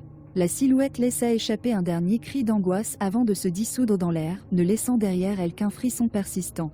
La barrière s'est solidifiée, enveloppant les momies d'une lueur protectrice. L'équipe baissa les mains, la respiration saccadée. Ils avaient réussi à contenir l'esprit, mais ils savaient que ce n'était qu'une solution temporaire. « Nous devons découvrir ce qu'il veut, » dit Émilie, la voix tremblante. « Nous ne pouvons pas le garder confiné pour toujours. » Jonathan hocha la tête. « Convenu. Nous devons approfondir l'histoire de ces momies, comprendre leur lien avec la malédiction et trouver un moyen de les apaiser de façon permanente. » L'équipe a passé le reste de la nuit à revoir les images et à analyser les données collectées. Ils ont contacté des experts en malédictions anciennes et en phénomènes surnaturels, dans l'espoir de recueillir davantage d'informations et d'idées. À l'aube, ils firent enfin une pause, épuisés mais déterminés. Ils savaient qu'ils avaient affaire à des forces dépassant leur entendement, mais ils étaient déterminés à trouver une solution. La sécurité des visiteurs du musée et le caractère sacré des objets anciens en dépendaient. Le lendemain, le musée restait fermé au public. Le docteur Hassan a fait une déclaration publique expliquant qu'il menait des recherches importantes et qu'il devait assurer la sécurité des expositions. Elle a assuré au public qu'ils rouvriraient bientôt, mais en privé, elle savait qu'ils étaient dans une course contre la montre. Jonathan et son équipe ont poursuivi leurs recherches, en plongeant dans les documents historiques, en consultant des experts et en analysant les données de la nuit précédente. Ils ont découvert plus de détails sur les rituels et les pratiques de l'Égypte ancienne, à la recherche d'indices susceptibles de les aider à comprendre les puissances obscures en jeu. En approfondissant, ils ont commencé à élaborer une théorie. Les esprits des filles de Toutankhamon n'étaient pas seulement agités, ils étaient liés par une puissante malédiction, qui avait été placée pour les protéger dans l'au-delà. La malédiction, cependant, avait été perturbée par les fouilles et la séparation ultérieure des momies. Les puissances obscures dont ils étaient témoins étaient des manifestations de la nature protectrice de la malédiction, réagissant à la menace perçue de leur nouvel environnement. Les esprits n'étaient pas malveillants par nature, mais ils étaient poussés par une force ancienne et inflexible à se défendre. Pour briser la malédiction et libérer les esprits, l'équipe a réalisé qu'elle devrait accomplir un rituel complexe, qui nécessiterait non seulement leur connaissance et leur expertise, mais également un profond respect pour les anciennes traditions auxquelles ils étaient confrontés. Alors qu'ils se préparaient pour le rituel, ils savaient qu'ils étaient confrontés à leur plus grand défi à ce jour. Les pouvoirs obscurs des momies étaient formidables, mais elles étaient déterminées à aller jusqu'au bout. Ils honoreraient les anciens pharaons, protégeraient les vivants et, espérons-le, apporteraient la paix aux esprits agités. Le soir du rituel, le musée était une ruche d'activités. L'équipe a installé l'équipement nécessaire, rassemblé le matériel requis et répété les incantations. Ils savaient qu'il n'y avait pas de place à l'erreur, le rituel devait être parfaitement exécuté. Alors que minuit approchait, ils se sont rassemblés dans la salle d'exposition, le cœur lourd du poids de ce qu'ils s'apprêtaient à faire. Ils prirent position, leurs regards se croisant avec une détermination silencieuse. Jonathan commença l'incantation, sa voix ferme et autoritaire. Émilie et David se joignirent à nous, leurs voix s'harmonisant dans un chant puissant. L'air s'épaissit d'énergie, la température baissant à mesure que le rituel progressait. Les momies recommencèrent à briller, la barrière protectrice scintillant autour d'elles. L'équipe a concentré toute son énergie sur le rituel, leur voix montant crescendo. Les pouvoirs obscurs à l'intérieur des momies ont surgi, les esprits se manifestant sous la forme de figures sombres. Mais cette fois, au lieu d'avancer, ils semblaient écouter, attirés par les paroles anciennes prononcées. Alors que le rituel atteignait son paroxysme, Jonathan brandit un poignard de cérémonie, dont la lame était inscrite de symboles anciens. Avec un chant final et puissant, il enfonça le poignard dans le sol, brisant symboliquement la malédiction. L'air explosait de lumière et d'énergie, les ombres se dissipant en un éclair brillant. La lueur des momies s'estompa, ne laissant que le calme paisible de la salle. L'équipe resta silencieuse, la respiration saccadée. Il l'avait fait. La malédiction fut brisée, les esprits apaisés. Le docteur Hassan entra dans le hall, le visage mêlé de soulagement et de crainte. « Est-ce fini ?» demanda-t-elle, sa voix à peine au-dessus d'un murmure. Jonathan hocha la tête. « Oui, c'est fini. Les esprits sont en paix maintenant. » L'équipe s'est embrassée, le cœur rempli d'un sentiment d'accomplissement et de soulagement. Ils avaient affronté les ténèbres et en étaient sortis victorieux, honorant les anciennes traditions et protégeant les vivants. En quittant la salle d'exposition, aux premières lueurs de l'aube pointant à l'horizon, ils savaient qu'ils avaient accompli quelque chose de remarquable. Ils avaient comblé le fossé entre le passé et le présent, apportant la paix aux esprits anciens et assurant la sécurité des visiteurs du musée. Leur voyage était loin d'être terminé, mais ils étaient prêts à relever tous les défis qui les attendaient. Unis dans leur objectif et guidés par la sagesse des anciens, ils continueraient à découvrir les secrets du passé, honorant l'héritage de ceux qui les ont précédés. Chapitre 5, le musée des horreurs, partie 2, rencontre meurtrière. Le grand musée égyptien était devenu un phare pour les passionnés d'histoire et les touristes du monde entier. Cependant, l'enthousiasme entourant l'exposition Toutankhamon récemment dévoilée a été entaché par des rumeurs d'événements étranges et d'incidents inexplicables. Le malaise initial fut bientôt remplacé par une peur pure et simple alors que les pouvoirs obscurs des momies commençaient à se manifester de manière plus agressive, conduisant à des rencontres meurtrières qui laisseraient une marque durable sur tous ceux qui en seraient témoins. La première rencontre meurtrière a eu lieu un mardi après-midi calme. Un groupe d'enfants d'une école locale était venu visiter le musée, leurs rires et leurs bavardages remplissant les salles. Parmi eux se trouvait Leila, une enfant de 8 ans brillante et curieuse, passionnée par l'Égypte ancienne. Elle était particulièrement fascinée par les momies des filles de Toutankhamon, leur forme petite et délicate contrastant fortement avec la grandeur des artefacts de leur père. Alors que les enfants se rassemblaient autour des vitrines, Leila ressentit une étrange attirance vers la maman de la jeune princesse. Ignorant les instructions du guide, elle appuya sa main contre la vitre, son souffle embuait la surface. Ses amis rirent et la rejoignirent, leurs visages proches de l'écran. Soudain, Leila sentit une sensation aiguë et glaciale traverser sa main et remonter son bras. Elle halta, essayant de s'éloigner, mais sa main semblait collée au verre.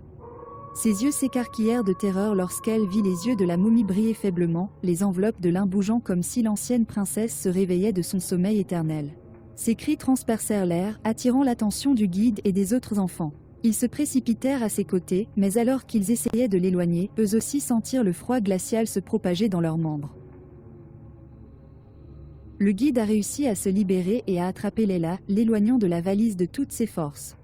Leila s'effondra au sol, inconsciente, la peau froide et pâle. Les autres enfants reculèrent de peur, leurs yeux se balançant entre Leila et la maman désormais toujours immobile. Le guide a rapidement appelé les secours et Leila a été transportée à l'hôpital, où elle est restée dans le coma pendant plusieurs jours. La nouvelle de l'incident s'est rapidement répandue et le personnel du musée est devenu de plus en plus alarmé. Le docteur Jonathan Rivers et son équipe savaient que les pouvoirs des momies augmentaient, mais ils n'avaient pas prévu une manifestation aussi directe et mortelle. Ils ont intensifié leurs recherches, dans l'espoir de trouver un moyen de contenir les forces obscures avant que d'autres vies ne soient mises en danger. Malgré leurs efforts, les hantises se sont poursuivies, devenant de plus en plus violentes et imprévisibles. Une nuit, l'agent de sécurité en service, Ahmed, faisait sa ronde lorsqu'il entendit un bourdonnement doux et mélodique venant de l'exposition Toutankhamon. Curieux, il suivit le son qui semblait émaner des caisses des momies. À mesure qu'il approchait, le bourdonnement devenait plus fort, plus insistant. Ahmed ressentit une étrange nécessité de se rapprocher, l'esprit embrumé par la mélodie hypnotique. Il tendit la main pour toucher le verre, ses doigts tremblants. Au moment où sa main entra en contact, le bourdonnement cessa, remplacé par un silence glaçant. L'air est devenu froid et Ahmed a senti une pression monter dans sa poitrine, rendant la respiration difficile. Il essaya de s'écarter, mais sa main était coincée, comme si une force invisible le maintenait en place. La momie de la princesse aînée commença à briller, ses enveloppes de lin se dénouant légèrement pour révéler une main desséchée tendue vers lui. Les yeux d'Ahmed s'écarquillèrent d'horreur, mais il ne pouvait ni bouger, ni crier. La main de la momie traversa le verre, ses doigts squelettiques se refermant autour de son poignet. Une vive douleur traversa le corps d'Ahmed et il sentit sa force vitale s'épuiser. Sa vision se brouilla et l'obscurité envahit les limites de son champ de vision. Il essaya de le combattre, mais le froid était trop fort, sapant sa force et sa volonté. Lorsque l'équipe du matin est arrivée, ils ont trouvé Ahmed étendu sans vie sur le sol, la peau ratatinée et les yeux grands ouverts dans un dernier cri silencieux. Cette vision a provoqué une onde de choc parmi le personnel du musée et les rumeurs d'une malédiction mortelle ont commencé à se propager comme une traînée de poudre. Le docteur Rivers savait qu'il devait agir rapidement. Les momies n'étaient pas de simples artefacts, ils étaient des conduits pour une force puissante et dangereuse qui devenait de plus en plus forte chaque jour qui passait. Il a appelé à une réunion d'urgence avec le docteur Nadia Hassan et le reste de son équipe pour élaborer un plan visant à protéger le musée et ses visiteurs. Nous ne pouvons plus garder cela secret, a déclaré le docteur Hassan, le visage marqué par l'inquiétude. Le public doit être informé et nous devons fermer l'exposition jusqu'à ce que nous puissions neutraliser la menace. Jonathan hocha la tête. Convenu. Nous devons confiner les momies et mener une enquête plus approfondie. Cela dépasse notre compréhension initiale de la malédiction. Cela évolue et nous devons adapter notre approche. L'équipe a décidé de boucler l'exposition et de renforcer les mesures de sécurité. Ils ont fait appel à des experts en malédiction ancienne et en phénomènes surnaturels, dans l'espoir de trouver une solution. La fermeture du musée a été annoncée et le public a été invité à rester à l'écart jusqu'à nouvel ordre. Malgré les précautions accrues, les pouvoirs obscurs des momies ont continué à faire des ravages. Un soir, un groupe d'adolescents curieux s'est faufilé dans le musée, dans l'espoir de capturer des images des hantises pour leurs comptes de réseaux sociaux. Armés de lampes de poche et d'appareils photo, ils se sont dirigés vers l'exposition fermée, leur rire résonnant dans les salles vides. À mesure qu'ils s'approchaient des valises des momies, la température baissait et leurs lampes de poche clignotaient. Sans se laisser décourager, ils ont commencé le tournage, chuchotant avec enthousiasme sur le potentiel de renommée virale. Soudain, l'air s'épaissit d'un sentiment de terreur palpable. Les vitrines se sont embuées et une faible lumière fantomatique a commencé à émaner des momies. Les adolescents ressentaient un immense sentiment de peur, mais ils ne pouvaient détourner le regard. La momie de la princesse aînée commença à bouger, ses draps bruissant comme si une brise avait passé à travers l'étui scellé. L'un des adolescents, un garçon nommé Sam, s'est approché, son appareil photo étant focalisé sur ce spectacle étrange. Sans avertissement, les yeux de la momie s'ouvrirent brusquement, brillant d'une lumière surnaturelle. Le verre s'est brisé et une violente rafale de vent a projeté Sam au sol. Les autres adolescents ont crié et couru, mais les portes de l'exposition se sont fermées, les emprisonnant à l'intérieur. Sam essaya de ramper, mais la main de la maman se tendit, ses doigts squelettiques s'enroulant autour de sa cheville. Il ressentit un froid si intense qu'il le brûlait et ses cris résonnèrent dans la salle. Les autres adolescents regardèrent avec horreur le corps de Sam se convulser, sa force vitale s'épuiser sous leurs yeux. Lorsque l'équipe de sécurité a finalement franchi les portes, ils ont trouvé le corps sans vie de Sam et les autres adolescents blottis dans un coin, traumatisés et sanglotants. Le personnel du musée savait qu'il avait affaire à quelque chose qui échappait à son contrôle. Le docteur Rivers et son équipe ont redoublé d'efforts, consultant tous les experts disponibles et explorant toutes les pistes possibles. Ils savaient que les pouvoirs obscurs des momies devenaient de plus en plus forts et que le temps pressait. Une nuit, alors qu'ils étudiaient des textes anciens et consultaient des conseillers spirituels, ils reçurent la visite d'un invité inattendu. Un homme âgé, vêtu de robes égyptiennes traditionnelles, s'est présenté comme étant Cheikh Abdulrahman, un guérisseur spirituel renommé et un spécialiste des malédictions anciennes. « J'ai entendu parler de votre sort », a déclaré Cheikh Abdul, d'une voix calme et ferme. « Les esprits avec lesquels vous avez affaire ne sont pas simplement maudits, ils sont liés par une magie puissante et ancienne. Pour briser cette malédiction, vous devez comprendre ses origines et accomplir un rituel d'une grande importance. » Le docteur Rivers a écouté attentivement Cheikh Abdul expliquer l'histoire et la nature de la malédiction. Les momies n'étaient pas seulement victimes d'un sort de protection, ils étaient des gardiens, chargés de défendre leur lieu de repos et de se venger de ceux qui le perturbaient. Pour apaiser ces esprits, vous devez leur montrer du respect et de l'honneur, a poursuivi Cheikh Abdul. Vous devez les réunir avec leurs familles et accomplir un rituel pour libérer leur âme de leurs liens terrestres. Ce n'est qu'à ce moment-là que les puissances obscures seront réprimées et que les hantises cesseront. Sous la direction de Cheikh Abdul, l'équipe s'est préparée pour le rituel. Ils rassemblèrent le matériel nécessaire et étudièrent les incantations, sachant que c'était leur dernier espoir. Le musée restait fermé et le public attendait avec impatience des nouvelles. Le soir du rituel, l'équipe s'est rassemblée dans la salle d'exposition, le cœur lourd d'impatience. Cheikh Abdul les a guidés tout au long des préparatifs, sa présence ayant une influence apaisante au milieu de la tension. À l'approche de minuit, ils commencèrent le rituel, chantant les paroles anciennes et faisant des offrandes aux esprits. L'air s'épaissit d'énergie, la température baissa à mesure que les caisses des momies commencèrent à briller. Les esprits se manifestèrent une fois de plus, leur forme sombre et indistincte. Mais cette fois, au lieu d'attaquer, ils semblèrent écouter, attirés par la puissance du rituel. L'équipe continua l'incantation, leur voix devenant plus forte et plus confiante. Une barrière de lumière se forma autour des momies, scintillant d'énergie. Les esprits se rapprochèrent, les yeux remplis d'un mélange de colère et de chagrin. Jonathan s'avança, tenant un poignard de cérémonie gravé de symboles anciens. « Avec ce poignard, nous brisons les liens qui vous retiennent, dit-il d'une voix ferme. Nous vous honorons et vous libérons de vos liens terrestres. Partez en paix et que votre esprit trouve le repos. » Avec un chant final et puissant, il enfonça le poignard dans le sol. L'air explosait de lumière et d'énergie, les ombres se dissipant en un éclair brillant. La lueur des momies s'estompa, ne laissant que le calme paisible de la salle. L'équipe resta silencieuse, la respiration saccadée. Il l'avait fait. La malédiction fut brisée, les esprits apaisés. Alors qu'ils partaient. Dans la salle d'exposition, les premières lueurs de l'aube pointant à l'horizon, ils savaient qu'ils avaient accompli quelque chose de remarquable. Ils avaient comblé le fossé entre le passé et le présent, apportant la paix aux esprits anciens et assurant la sécurité des visiteurs du musée. Leur voyage était loin d'être terminé, mais ils étaient prêts à relever tous les défis qui les attendaient. Unis dans leur objectif et guidés par la sagesse des anciens, ils continueraient à découvrir les secrets du passé, honorant l'héritage de ceux qui les ont précédés. Chapitre 5, le musée des horreurs, partie 3, la malédiction se propage. Le grand musée égyptien était fermé au public depuis plus d'un mois, mais la malédiction des momies de Toutankhamon ne montrait aucun signe de ralentissement.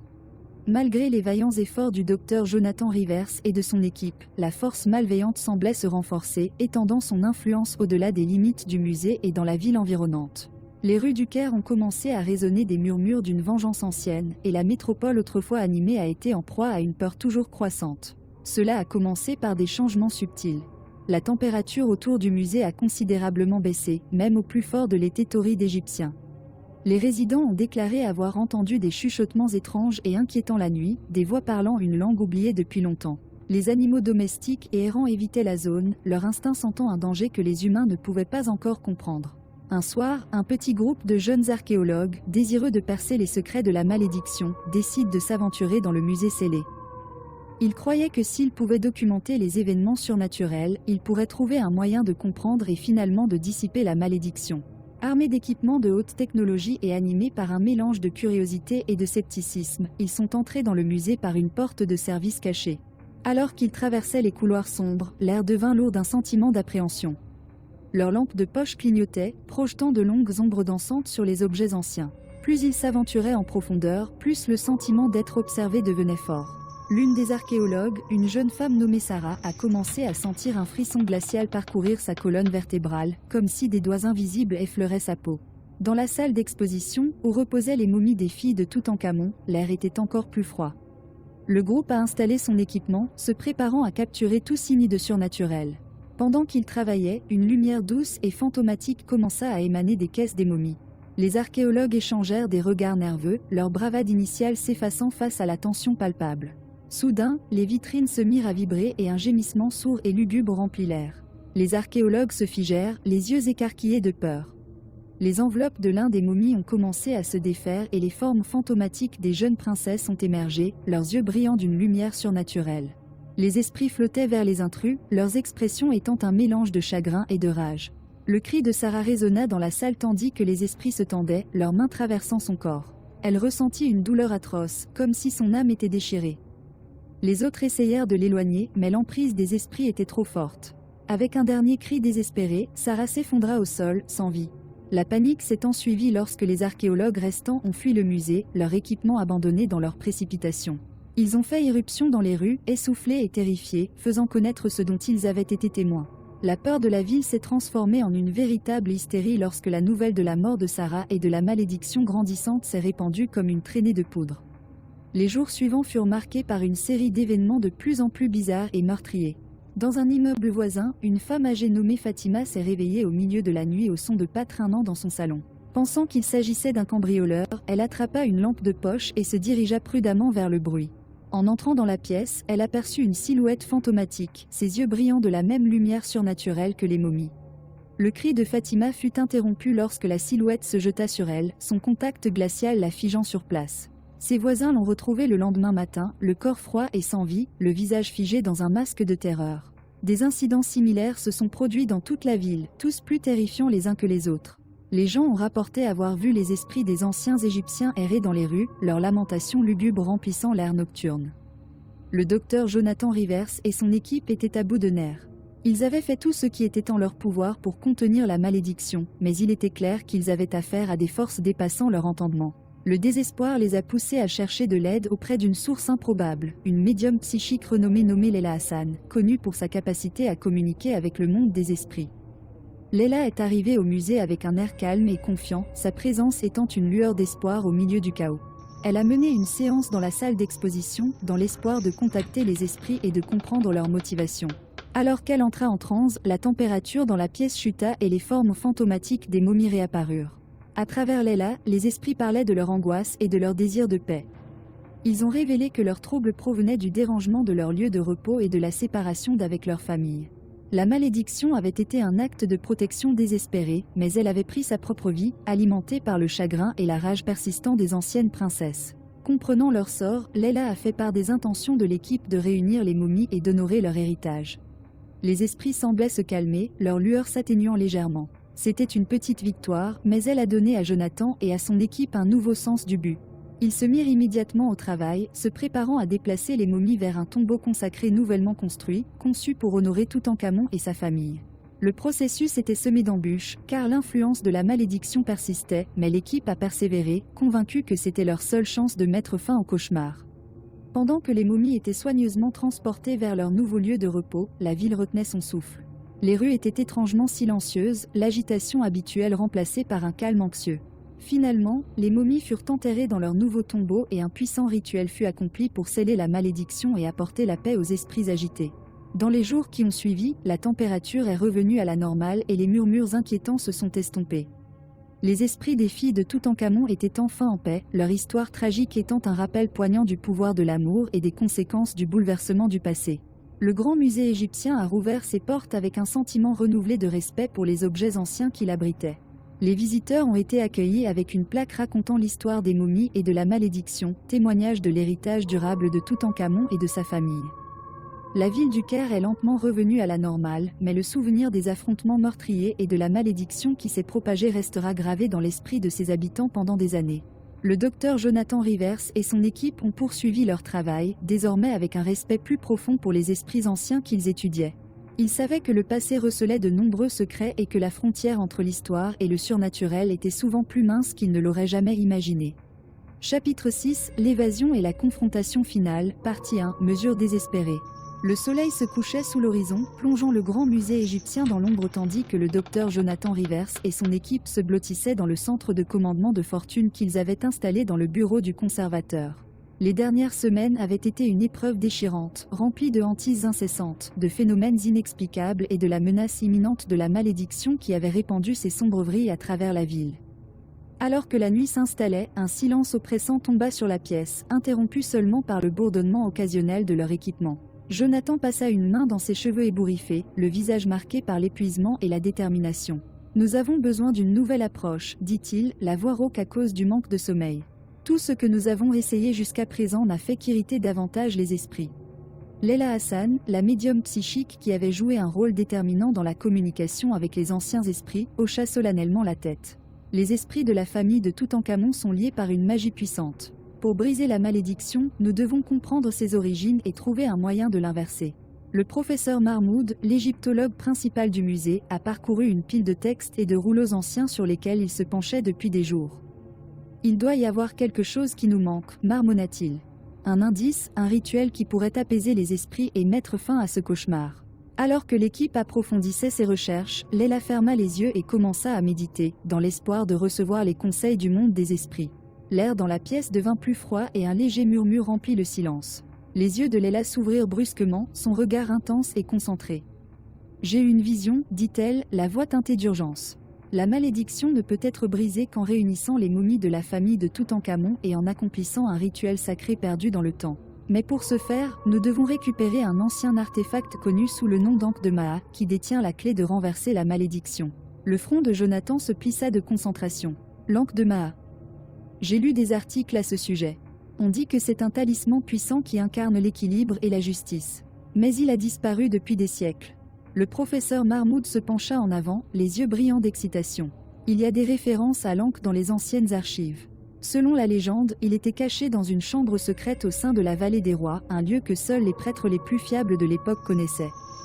Déterminé à mettre fin à la malédiction une fois pour toutes, l'équipe a rapidement formulé un plan. Ils se rendraient dans la Vallée des Rois et chercheraient la chambre cachée, guidés par les textes anciens et les capacités psychiques de Leila. Le voyage serait périlleux, mais c'était leur seul espoir. Le lendemain matin, Jonathan, Leila, le professeur Mahmoud et un groupe restreint d'archéologues et de membres du personnel de sécurité se sont mis en route pour la Vallée des Rois. Le paysage désertique s'étendait devant eux, rappelant brutalement le passage du temps et l'héritage durable de l'Égypte ancienne. À mesure qu'ils approchaient de la vallée, l'équipe pouvait sentir le poids de l'histoire peser sur eux et un sentiment d'appréhension s'installa dans leur cœur. En utilisant les textes anciens comme guide, l'équipe a parcouru les passages labyrinthiques et les chambres cachées de la vallée. Les heures se sont transformées en jours alors qu'ils recherchaient méticuleusement des indices, leur détermination étant inébranlable malgré les défis croissants. La chaleur accablante, le terrain dangereux et le sentiment omniprésent d'être observés ont eu des conséquences néfastes, mais ils ont continué, poussés par l'urgence de leur mission.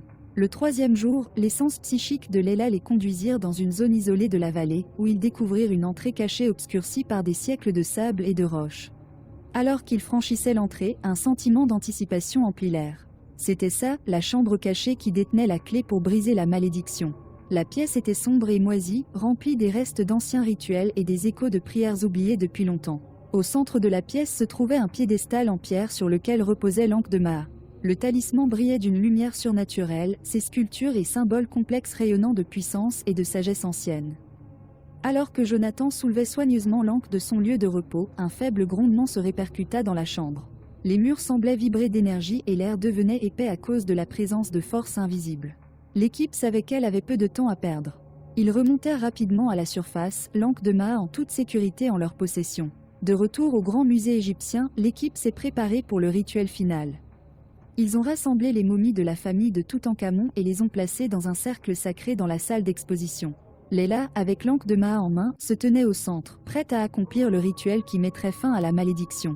Alors que le rituel commençait, la pièce devint froide et les formes fantomatiques des esprits anciens réapparurent. Leurs yeux brillaient d'un mélange d'espoir et de chagrin, regardant Layla réciter les anciennes incantations et invoquer le pouvoir de l'encre. L'air crépitait d'énergie et les momies commençaient à briller d'une lumière éthérée. Jonathan et les autres regardèrent avec admiration les esprits de la famille de Toutankhamon attirés vers l'encre, leurs formes fusionnant en un seul faisceau de lumière rayonnant. Le poids oppressant de la malédiction disparut, remplacé par un sentiment de paix et de tranquillité. Le rituel atteignit son point culminant et avec un dernier éclat de lumière, les esprits disparurent, leur long voyage enfin terminé. Les momies gisaient au repos, leurs âmes libérées des liens de la malédiction. L'Ankh de Maat, son objectif atteint, s'est estompé et est revenu à son état d'origine. L'équipe a poussé un soupir collectif de soulagement, leur épreuve enfin terminée. Ils avaient affronté des horreurs inimaginables et découvert d'anciens secrets, mais ils avaient finalement triomphé. La malédiction de Toutankhamon a été brisée et les esprits de sa famille étaient en paix. En sortant de la salle d'exposition, aux premières lueurs de l'aube pointant à l'horizon, ils savaient qu'ils avaient accompli quelque chose de remarquable. Ils avaient comblé le fossé entre le passé et le présent, apportant la paix aux esprits anciens et assurant la sécurité des visiteurs du musée. Leur voyage était loin d'être terminé, mais ils étaient prêts à relever tous les défis qui les attendaient. Unis dans leur objectif et guidés par la sagesse des anciens, ils continueraient à découvrir les secrets du passé, honorant l'héritage de ceux qui les ont précédés. Chapitre 6, l'évasion et la confrontation finale, partie 2, affronter les momies. Le grand musée égyptien n'a jamais été aussi inquiétant. Les ombres dansaient au clair de lune, donnant l'illusion de mouvement là où il n'y en avait pas, et l'air était épais d'un sentiment de terreur presque palpable. Le docteur Jonathan Rivers, Layla Hassan, le professeur Mahmoud et le reste de leur équipe se tenaient à l'entrée de la salle d'exposition, le souffle court et les nerfs tendus. À l'intérieur, les momies de la famille de Toutankhamon étaient disposées avec une élégance macabre, leurs emballages anciens préservant encore les formes des morts. Ces momies étaient à l'origine de la malédiction et l'équipe avait été poussée au bord de la folie par les hantises qui les tourmentaient. Il était désormais temps d'affronter directement la source de leur terreur. « Sommes-nous prêts ?» demanda Jonathan, d'une voix ferme mais basse. Il jeta un coup d'œil à chaque membre de l'équipe, à la recherche de signes d'hésitation. Aucun ne montrait de peur extérieure, mais la tension dans leurs yeux était indubitable. Layla serrait fermement l'Ankh de Maat, ses jointures blanches. « C'est notre seule chance », a-t-elle déclaré. Les esprits sont liés à ces corps. Nous devons accomplir le rituel pour réunir leurs âmes et mettre fin à la malédiction. L'équipe avançait d'un seul tenant, leurs pas résonnant dans la salle caverneuse. Ils se disposèrent en cercle autour des momies, chacun prenant position avec une solennité qui convenait à la gravité de la situation. Layla se tenait au centre, l'Ankh de Maat tenue en l'air. « Commencez l'incantation », ordonna le professeur Mahmoud, sa voix à peine plus qu'un murmure. Layla ferma les yeux et commença à chanter dans une langue si ancienne que ses paroles semblaient résonner avec les pierres mêmes du musée. Tandis qu'elle parlait, l'air autour d'eux devenait plus froid et un léger bourdonnement remplissait la salle, comme si le tissu même de la réalité était altéré par la puissance de ses paroles. Les momies commencèrent à s'agiter. Au début, ce n'était qu'un léger mouvement, un mouvement de doigts, un mouvement de membres. Mais ensuite, un par un, ils commencèrent à se lever, leurs yeux brillant d'une lumière surnaturelle. L'équipe a regardé avec une fascination horrifiée les momies se lever, leurs corps animés par une force ancienne et malveillante. Continuez à chanter. Le pressa Jonathan, sa voix tremblante sous l'effort de rester calme. La voix de Layla devenait plus forte, plus insistante, alors qu'elle tenait l'Ankh de Maat bien au-dessus de sa tête. L'artefact brillait d'une lumière brillante, projetant de longues ombres à travers la pièce. Les momies reculèrent, leurs mouvements devenant plus irréguliers et frénétiques. L'air était rempli d'une cacophonie de gémissements surnaturels, les voix des esprits anciens criant d'angoisse et de rage. La température a continué de baisser et l'équipe pouvait voir son souffle s'embuer dans l'air. Soudain, l'une des momies se jeta sur Layla, ses mains décomposées se tendant pour la saisir. Jonathan bondit en avant, brandissant une torche de fortune qu'il avait préparée plus tôt. Il la balançait vers la momie, les flammes la faisant reculer et battre en retraite. « Il faut les retenir !» il cria. Layla a besoin de plus de temps. L'équipe a formé un cercle défensif autour de Layla, utilisant tous les outils dont elle disposait pour repousser l'avancée des momies. Le professeur Mahmoud brandissait un ancien bâton dont les hiéroglyphes brillaient faiblement comme pour répondre à la menace. D'autres membres de l'équipe ont utilisé des torchets, des pelles et même des fragments d'objets brisés pour tenir les momies à distance. Le chant de Layla devint encore plus fort, sa voix étant un puissant phare au milieu du chaos. L'Ankh de Maat pulsait d'énergie, sa lumière devenant de plus en plus brillante à chaque instant qui passait. Les momies hurlaient de douleur, leur forme vacillante alors que le pouvoir du rituel commençait à faire effet.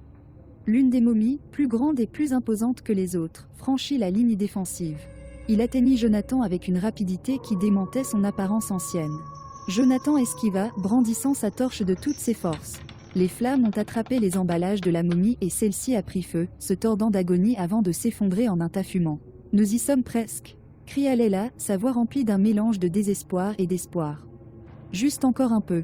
Les momies étaient implacables, leurs attaques devenant de plus en plus frénétiques à mesure que le rituel approchait de son apogée.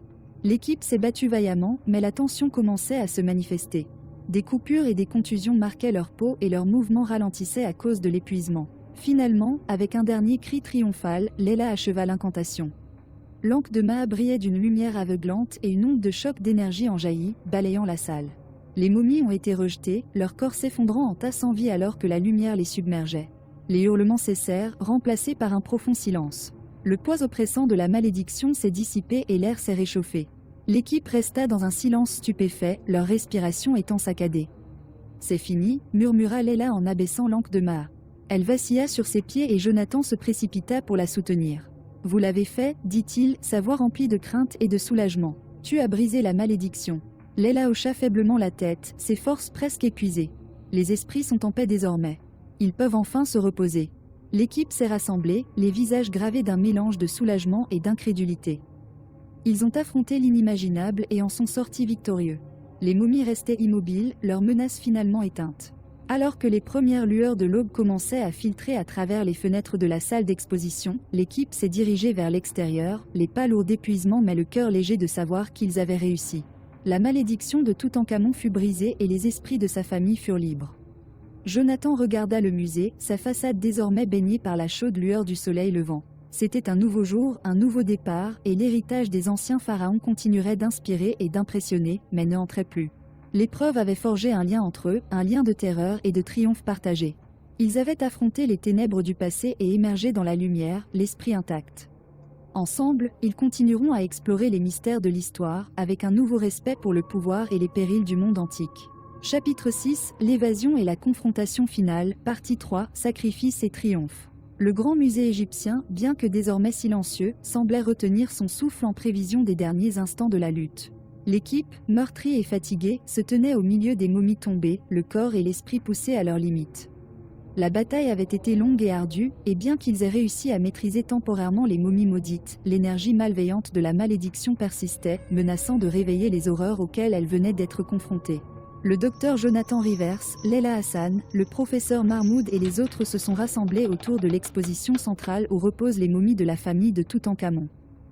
L'air était chargé d'un sentiment de finalité imminente. L'anque de Maa brillait encore faiblement entre les mains de Leila, mais son pouvoir diminuait et ils savaient tous qu'une solution plus permanente était nécessaire pour garantir que la malédiction soit véritablement brisée. « Nous devons sceller la malédiction une fois pour toutes, dit Jonathan, la voix ferme malgré l'épuisement gravé sur ses traits.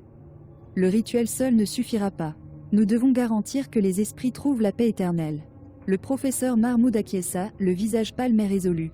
Il existe un texte ancien qui parle d'un sacrifice final, celui qui lie les esprits à l'au-delà et les empêche de revenir. C'est dangereux, mais c'est peut-être notre seul espoir. Leila leva les yeux, ses yeux reflétant un mélange de détermination et de peur. « Qu'est-ce que ça implique » demanda-t-elle doucement. Le texte parle d'une vie volontairement donnée pour combler le fossé entre les vivants et les morts, a expliqué Mahmoud. Un sacrifice qui canalise l'énergie des vivants pour guider les esprits vers leur repos. Un lourd silence tomba sur le groupe alors que le poids de ces paroles s'imposait. Ils étaient venus si loin, s'étaient battus si durement, et maintenant l'un d'eux allait devoir faire le sacrifice ultime pour assurer leur victoire. « Je vais le faire, dit Leila, sa voix ferme malgré le tremblement de ses mains. Je suis connecté à cette malédiction depuis le début. Il est tout à fait normal que je la mène jusqu'au bout. » « Non, dit fermement Jonathan en s'avançant. Ça devrait être moi. Je suis le leader de cette équipe. C'est ma responsabilité. Jonathan, dit doucement Leila, tu as tellement de raisons de vivre. Tu as une famille qui t'attend à la maison. Laisse-moi faire ça. J'ai consacré ma vie à étudier ces textes anciens. Je connais les risques et je suis prêt à les affronter. L'équipe a regardé, les visages gravés d'un mélange de chagrin et d'admiration pour le courage de Leila. Jonathan a eu du mal à prendre cette décision, le cœur lourd à l'idée de perdre un collègue et ami précieux. « Es-tu sûr ?» demanda-t-il finalement, sa voix à peine au-dessus d'un murmure. Leila hocha la tête, un petit sourire triste aux lèvres. « Oui. C'est mon choix. C'est ainsi que je peux faire la différence. Le professeur Mahmoud s'avança, les yeux brillants de larmes retenues. Merci, Leila. Votre sacrifice ne sera pas vain. Nous veillerons à ce que la malédiction soit levée et que les esprits retrouvent la paix. Avec une profonde inspiration, Leila se positionna au centre de l'exposition, l'anque de Maha fermement tenue dans sa main. Le reste de l'équipe formait un cercle autour d'elle, les mains jointes en signe de solidarité. Le professeur Mahmoud commença à chanter, sa voix résonnant avec le pouvoir ancien des mots. Leila ferma les yeux et se concentra sur l'énergie de l'encre, sentant sa chaleur se répandre dans son corps. Elle commença également à chanter, sa voix se mêlant à celle de Mahmoud dans une symphonie harmonieuse qui remplit la salle. Au fur et à mesure que le rituel progressait, une lumière douce et éthérée enveloppait Leila, devenant de plus en plus brillante à chaque instant qui passait. L'air crépitait d'énergie et la pièce semblait scintiller tandis que les frontières entre les vivants et les morts commençaient à s'estomper. La voix de Leila devenait plus forte, plus confiante, alors qu'elle déversait sa force vitale dans l'encre. Les momies recommencèrent à bouger, mais cette fois, leurs mouvements ne furent pas violents. Au lieu de cela, ils semblaient attirés vers la lumière, leurs formes se dissolvant en particules chatoyantes qui tourbillonnaient autour de Leila. L'énergie dans la pièce s'est intensifiée et l'équipe a pu sentir la puissance de la malédiction attirée dans l'encre. Le corps de Leila commença à briller d'une lumière surnaturelle, sa forme devenant translucide à mesure que l'énergie la consommait. Avec un chant final et puissant, Leila libéra l'énergie de l'encre, envoyant une onde de choc à travers la salle. Les formes des momies se désintégrèrent complètement, leurs esprits libérés de l'emprise de la malédiction. La lumière enveloppant Leila devint aveuglante et, avec un dernier éclat radieux, elle se dissipa, laissant un silence étrange dans son sillage. L'équipe restait dans un silence stupéfait, le cœur lourd de la perte de leur ami et collègue. Le poids oppressant de la malédiction avait disparu, remplacé par un profond sentiment de paix. L'air était chaud et calme, le musée retrouvant son calme habituel. Jonathan s'avança, les yeux fixés sur l'endroit où se tenait Leila. « Elle l'a fait », murmura-t-il, sa voix remplie d'un mélange de crainte et de chagrin. « Elle nous a tous sauvés. » Le professeur Mahmoud posa une main sur l'épaule de Jonathan, l'air sombre. « On se souviendra de son sacrifice. Elle a veillé à ce que les esprits de la famille de Toutankhamon trouvent la paix éternelle. » L'équipe sortit lentement de la salle d'exposition, les pas lourds de fatigue et de chagrin. Alors qu'ils sortaient du musée, les premières lueurs de l'aube commencèrent à poindre à l'horizon, projetant une lueur chaleureuse sur les pierres anciennes. Jonathan regarda le musée, le cœur rempli d'un mélange de chagrin et de gratitude. Le sacrifice de Leila n'avait pas été vain. La malédiction fut brisée et les esprits furent libres. Ils avaient triomphé, mais à un prix élevé. L'équipe s'est rassemblée dehors, le soleil levant projetant de longues ombres derrière eux.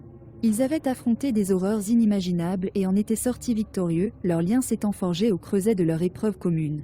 Ils porteraient avec eux le souvenir du sacrifice de Leila, un rappel du pouvoir du courage et de l'altruisme. Alors qu'ils se tenaient à la lumière de l'aube, Jonathan savait que leur travail était loin d'être terminé.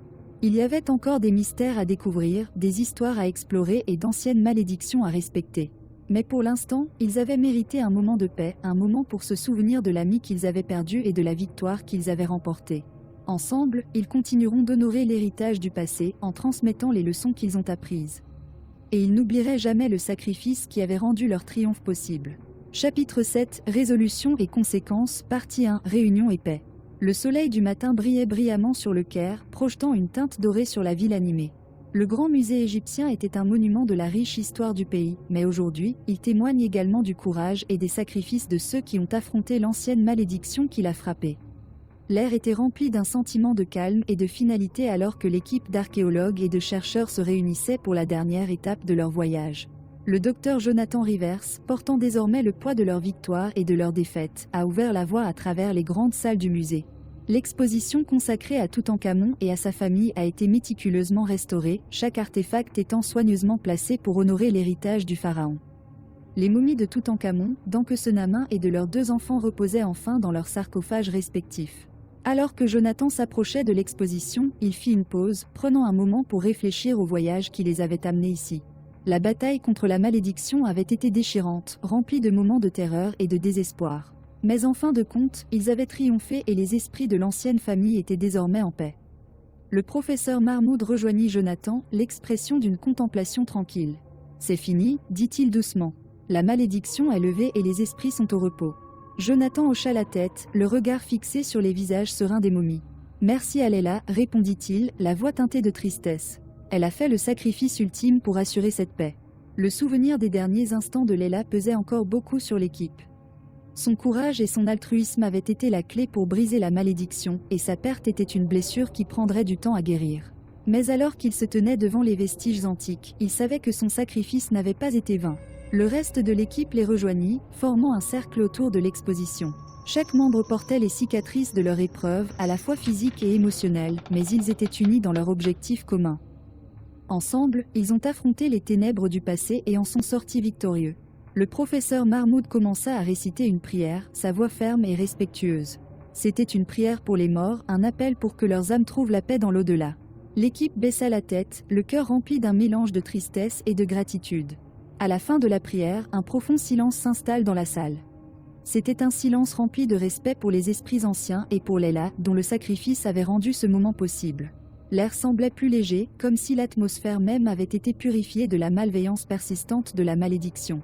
Jonathan s'avança et plaça une petite statue finement sculptée de Maa, la déesse de la vérité et de l'équilibre, au pied du sarcophage de Toutankhamon. C'était un symbole de l'équilibre qu'ils avaient rétabli, un hommage à la sagesse ancienne qui les avait guidés. « Puissiez-vous trouver la paix dans l'au-delà » dit doucement Jonathan en s'adressant au pharaon et à sa famille. « Votre héritage sera honoré et votre histoire restera gravée dans les mémoires. » L'équipe restait en réflexion, chacun perdu dans ses pensées. Ils s'étaient retrouvés face au surnaturel, au poids de l'histoire et au pouvoir des malédictions anciennes. Et à travers tout cela, ils avaient découvert la force de leur propre détermination et les liens indissolubles de leur amitié. Alors qu'ils se tournaient pour quitter l'exposition, un sentiment de clôture les envahit. Le musée, autrefois lieu de hantise et de terreur, était désormais un sanctuaire d'histoire et de souvenirs. Les esprits de la famille de Toutankhamon avaient été réunis et leurs âmes pouvaient désormais reposer en paix. À l'extérieur, la ville du Caire grouillait de vie, les bruits quotidiens du commerce et des conversations contrastant fortement avec le silence du musée. L'équipe émergea au soleil, clignant des yeux face à la luminosité. Ils avaient traversé une épreuve que peu de gens pouvaient imaginer, et pourtant, ils en étaient sortis plus forts et plus unis. Le professeur Mahmoud a posé une main sur l'épaule de Jonathan, un geste de camaraderie et de respect mutuel. « Nous l'avons fait » dit-il simplement. Jonathan hocha la tête, un petit sourire jouant sur ses lèvres. « Oui, nous l'avons fait. Et maintenant nous continuons, honorant le passé et protégeant son héritage. » En parcourant la ville, chaque membre de l'équipe a ressenti un sentiment de renouveau. Ils avaient affronté les ténèbres et émergé dans la lumière, le moral soutenu par leur victoire et par la conscience qu'ils avaient fait une différence. Pour Jonathan, le voyage a été profond. Il avait commencé comme chef d'une expédition archéologique, animé par la curiosité et le désir de découvrir le passé. Mais il s'est imposé comme un gardien de l'histoire, conscient de l'équilibre délicat entre découverte et respect du monde antique. Le sacrifice de Layla fera toujours partie de leur histoire, un rappel du courage et du dévouement requis pour affronter l'inconnu. Son héritage perdurera dans le travail qu'ils poursuivront, dans les histoires qu'ils raconteront et dans le cœur de ceux qui se souviendront d'elle. Alors que l'équipe se dispersait, chacun se dirigeant vers sa prochaine destination, Jonathan sentit un sentiment d'utilité s'installer en lui. Il y avait encore des mystères à découvrir, encore des histoires à explorer. Mais maintenant, il savait qu'il pourrait relever tous les défis qui les attendaient, sachant qu'ils avaient déjà surmonté la plus grande des adversités. Le grand musée égyptien était un phare de l'histoire et du patrimoine, un témoignage de l'héritage durable de Toutankhamon et de sa famille. Et entre ces murs, les esprits du passé pourraient enfin se reposer, leur histoire racontée, leur malédiction levée et leur paix assurée. Le soleil s'est levé plus haut dans le ciel, projetant sa chaude lumière sur la ville. Et tandis que l'équipe marchait vers l'avenir, elle emportait avec elle les leçons du passé, la force de leur unité et l'espoir durable pour les voyages à venir. Chapitre 7, Résolution et conséquences, partie 2, Héritage et réflexion. Le grand musée égyptien bourdonnait d'un sentiment d'utilité et d'énergie renouvelée. Les salles, autrefois remplies d'un sentiment d'effroi oppressant, vibraient désormais du bourdonnement des visiteurs, des érudits et des étudiants désireux d'en apprendre davantage sur la riche tapisserie de l'histoire égyptienne. La malédiction qui avait autrefois éclipsé le musée avait été levée, et à sa place était un profond respect pour les esprits anciens et les sacrifices consentis pour les honorer. Le docteur Jonathan Rivers se tenait à l'entrée de la nouvelle aile du musée, regardant un groupe d'étudiants s'émerveiller devant les artefacts de la tombe de Toutankhamon. L'exposition avait été méticuleusement organisée, non seulement pour montrer la grandeur des trésors, mais aussi pour raconter l'histoire du jeune pharaon, de sa reine bien-aimée Ankhesenamun et de leurs enfants. C'était une histoire d'amour, de tragédie et l'héritage durable d'une famille dont les liens transcendaient le temps et la mort. En observant les visiteurs, Jonathan ne pouvait s'empêcher de réfléchir au voyage qui les avait amenés à ce moment. La bataille contre l'ancienne malédiction avait été pénible, mais elle avait aussi été transformatrice. Cela a changé leur façon de voir leur travail en lui conférant un sentiment plus profond de respect et de responsabilité. Le professeur Mahmoud s'approcha, une expression pensive sur le visage. C'est remarquable, n'est-ce pas? Revoir le musée si plein de vie. Jonathan hocha la tête. C'est un témoignage de ce que nous avons accompli. Nous avons non seulement préservé l'histoire, mais nous avons également honoré les esprits qui la gardent. Mahmoud sourit. Et j'ai veillé à ce que le sacrifice de Leila ne soit pas vain. Le souvenir de Leila était une présence constante, un rappel du courage et de l'altruisme qui avait brisé la malédiction. Son héritage perdure dans le musée, non seulement dans les expositions mais aussi dans le cœur de ceux qui l'ont connu. L'équipe avait créé une bourse en son nom, dédiée au soutien des jeunes archéologues qui partageaient sa passion et son dévouement. Le musée a également lancé une série de programmes éducatifs visant à sensibiliser les visiteurs à l'importance du respect des cultures anciennes. Des ateliers, des conférences et des expositions interactives ont été conçus pour favoriser une compréhension plus approfondie de la riche histoire de l'Égypte et de la nécessité de protéger son patrimoine. Alors qu'ils parcouraient l'exposition, Jonathan et Mahmoud ont été rejoints par plusieurs membres de leur équipe. Chacun a apporté ses propres réflexions sur le voyage et les leçons apprises. Pour eux, le musée était plus qu'un simple lieu de travail, c'était un symbole de leurs expériences partagées et du lien qu'ils avaient forgé à travers l'adversité. Le docteur Nadine Carter, la restauratrice principale de l'équipe, s'est arrêtée devant une vitrine contenant les statues de Toutankhamon et d'Ankhesenamun. Chaque fois que je vois cela, je me souviens de l'histoire d'amour qui est au cœur de tout cela, a-t-elle déclaré. C'est une histoire qui résonne à travers les âges. Jonathan hocha la tête. Et celui qui nous rappelle pourquoi nous faisons ce que nous faisons. Il ne s'agit pas seulement de découvrir le passé, mais aussi de préserver les histoires humaines qui nous relient tous. L'équipe a poursuivi sa promenade en parcourant les différentes sections de l'exposition. Chaque artefact, des chars dorés aux bijoux complexes, racontait une partie de l'histoire. Mais ce sont les momies de la famille royale, désormais réunies pacifiquement, qui ont le plus retenu l'attention. Leurs expressions sereines semblaient exprimer un sentiment de gratitude, comme pour reconnaître les efforts déployés pour honorer leur héritage. Le professeur Mahmoud s'est arrêté devant l'exposition des momies, son regard s'attardant sur les visages des enfants. D'une certaine manière, ils font également partie de notre histoire, a-t-il déclaré. Leur vie, leur mort et la malédiction qui les a liés, tout cela est lié à notre propre voyage. Jonathan a accepté. Et c'est une histoire qui continuera à être racontée, inspirant les générations futures à respecter et à protéger notre patrimoine commun. Alors que la journée touchait à sa fin, l'équipe s'est réunie dans la cour du musée pour une petite cérémonie. C'était l'occasion d'honorer leur réalisation et de réfléchir au chemin qui les attendait. Jonathan s'est avancé pour s'adresser au groupe, sa voix portant le poids de leurs expériences collectives. Nous avons fait face à des défis incroyables et fait de profonds sacrifices, a-t-il commencé. Mais à travers tout cela, nous avons respecté les principes de notre travail, découvrir la vérité, honorer le passé et protéger l'héritage de ceux qui nous ont précédés. Ce musée témoigne de ces principes ainsi que de la résilience et du dévouement de notre équipe. Il regarda autour de lui les visages de ses collègues, chacun reflétant le voyage qu'ils avaient partagé. Nous avons appris que l'histoire ne se limite pas à des artefacts et à des dates. Il s'agit des histoires, des gens et des liens qui nous unissent. À mesure que nous avançons, gardons ces leçons avec nous, en veillant à ce que notre travail continue d'honorer et de respecter la riche tapisserie de l'histoire humaine. La cérémonie s'est terminée par une minute de silence, un hommage à Leila et à tous ceux qui ont contribué à leur voyage. Alors que le soleil se couchait sur le Caire, l'équipe a ressenti un sentiment renouvelé d'utilité.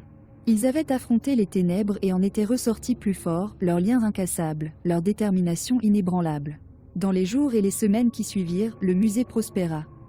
Des visiteurs du monde entier sont venus voir les trésors de Toutankhamon, en apprendre davantage sur l'héritage du pharaon et entendre l'incroyable histoire de l'équipe qui avait fait face à une ancienne malédiction. Les programmes éducatifs se sont développés, favorisant une nouvelle génération d'archéologues et d'historiens dédiés à la préservation du patrimoine égyptien.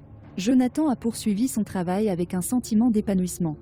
Il a donné des conférences, rédigé des articles et encadré de jeunes universitaires, en soulignant toujours l'importance du respect et de la révérence pour le passé. L'histoire de leur voyage est devenue la pierre angulaire de ces enseignements, un rappel du pouvoir de l'histoire et de l'héritage durable de ceux qui cherchent à découvrir ces vérités. Le professeur Mahmoud a également retrouvé un sens renouvelé de sa mission. Il a collaboré avec des musées et des universités, partageant leurs expériences et plaidant pour la préservation du patrimoine culturel. Son travail l'a emmené à travers le monde, mais son cœur est resté avec le musée et l'équipe qui était devenue sa deuxième famille. Le docteur Nadine Carter et le reste de l'équipe ont poursuivi leurs efforts de recherche et de conservation, toujours conscients des leçons qu'ils avaient apprises. Ils ont développé de nouvelles techniques de préservation des artefacts, garantissant ainsi que les générations futures pourront découvrir les merveilles du passé égyptien. Leur travail témoigne de leur dévouement et de l'héritage de ceux qui les ont précédés. Au fil des années, l'histoire de la malédiction et de la victoire de l'équipe est devenue une légende à part entière. C'était une histoire racontée dans les salles de classe, dans les musées et autour des feux de camp, une histoire de bravoure, de sacrifice et de liens d'amitié indissolubles.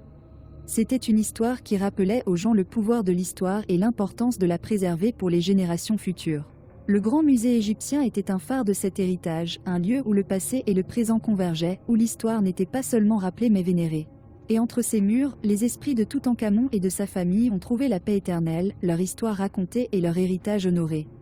Pour Jonathan et son équipe, le voyage a été transformateur. Ils avaient affronté l'inconnu, affronté des puissances anciennes et en étaient ressortis avec une compréhension plus profonde du monde et de la place qu'ils y occupaient. Leur histoire témoigne du pouvoir durable de l'amour, de la résilience de l'esprit humain et de l'importance d'honorer le passé. Ainsi, alors que le soleil se levait et se couchait sur le Caire, le musée continuait de prospérer, témoignage vivant de l'héritage de Toutankhamon et de l'équipe qui avait découvert son histoire. C'était un héritage qui perdurait, inspirant les générations futures à rechercher le passé, à honorer ses histoires et à protéger ses trésors. Épilogue. Les sables du désert d'Égypte, éternels et immuables, murmuraient d'anciens secrets sous la dure lumière dorée du soleil de midi. Ces sables avaient vu des empires s'élever et s'effondrer, étaient témoins de la grandeur des pharaons et cachaient les mystères des âges passés. Parmi ces secrets se trouvait l'histoire de Toutankhamon, un jeune pharaon dont l'héritage était étroitement lié au monde moderne de manière à la fois merveilleuse et terrifiante. Le grand musée égyptien, désormais symbole de résilience et de respect pour l'histoire, se dressait fièrement dans ce contexte intemporel. À l'intérieur, des visiteurs du monde entier déambulaient dans ces salles, émerveillés par les reliques d'une civilisation qui avait autrefois prospéré sur les rives du Nil. L'exposition consacrée à Toutankhamon, Ankhesenamun et à leurs enfants était un point central, attirant les curieux de la vie du pharaon et de l'histoire obsédante de la malédiction qui tourmentait autrefois le musée.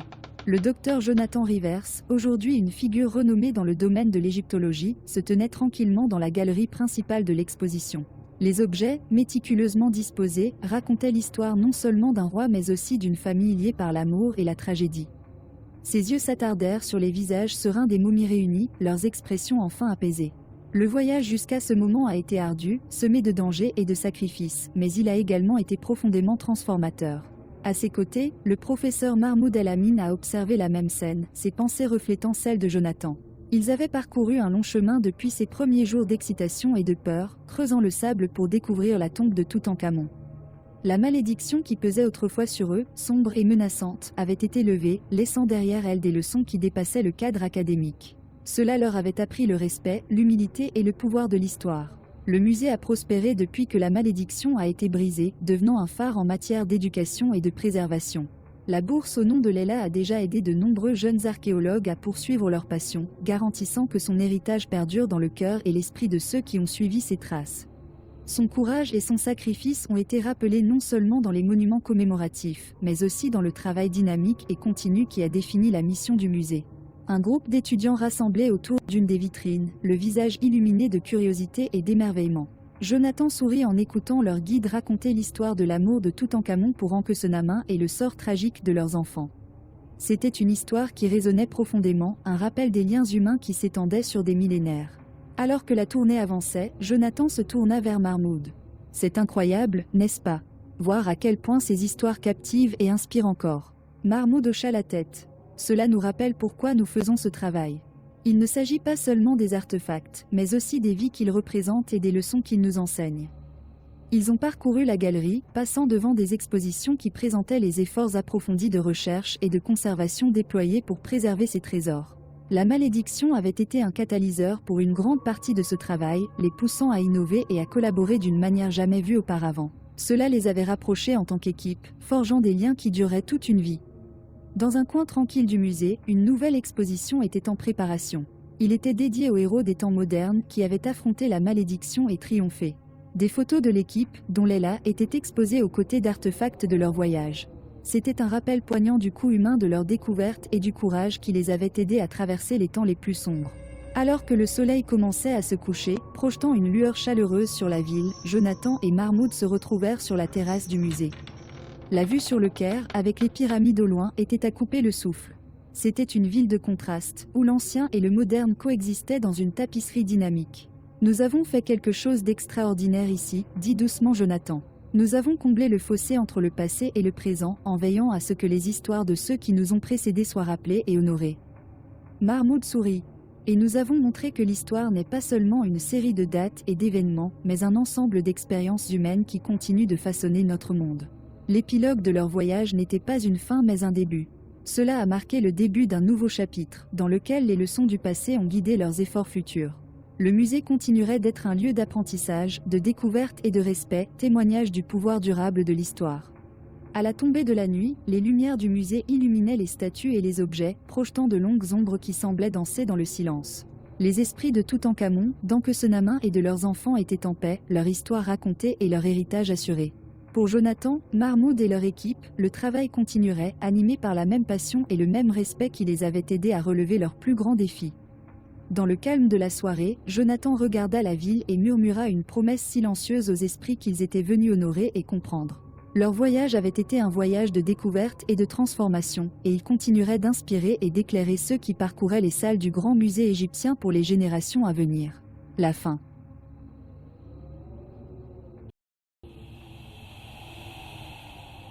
Merci d'avoir écouté notre podcast. Si vous avez apprécié notre exploration des fantômes, des créatures mythiques et des légendes urbaines, partagez-la avec vos amis. N'oubliez pas de vous abonner pour des épisodes plus passionnants. À la prochaine, mes chers auditeurs.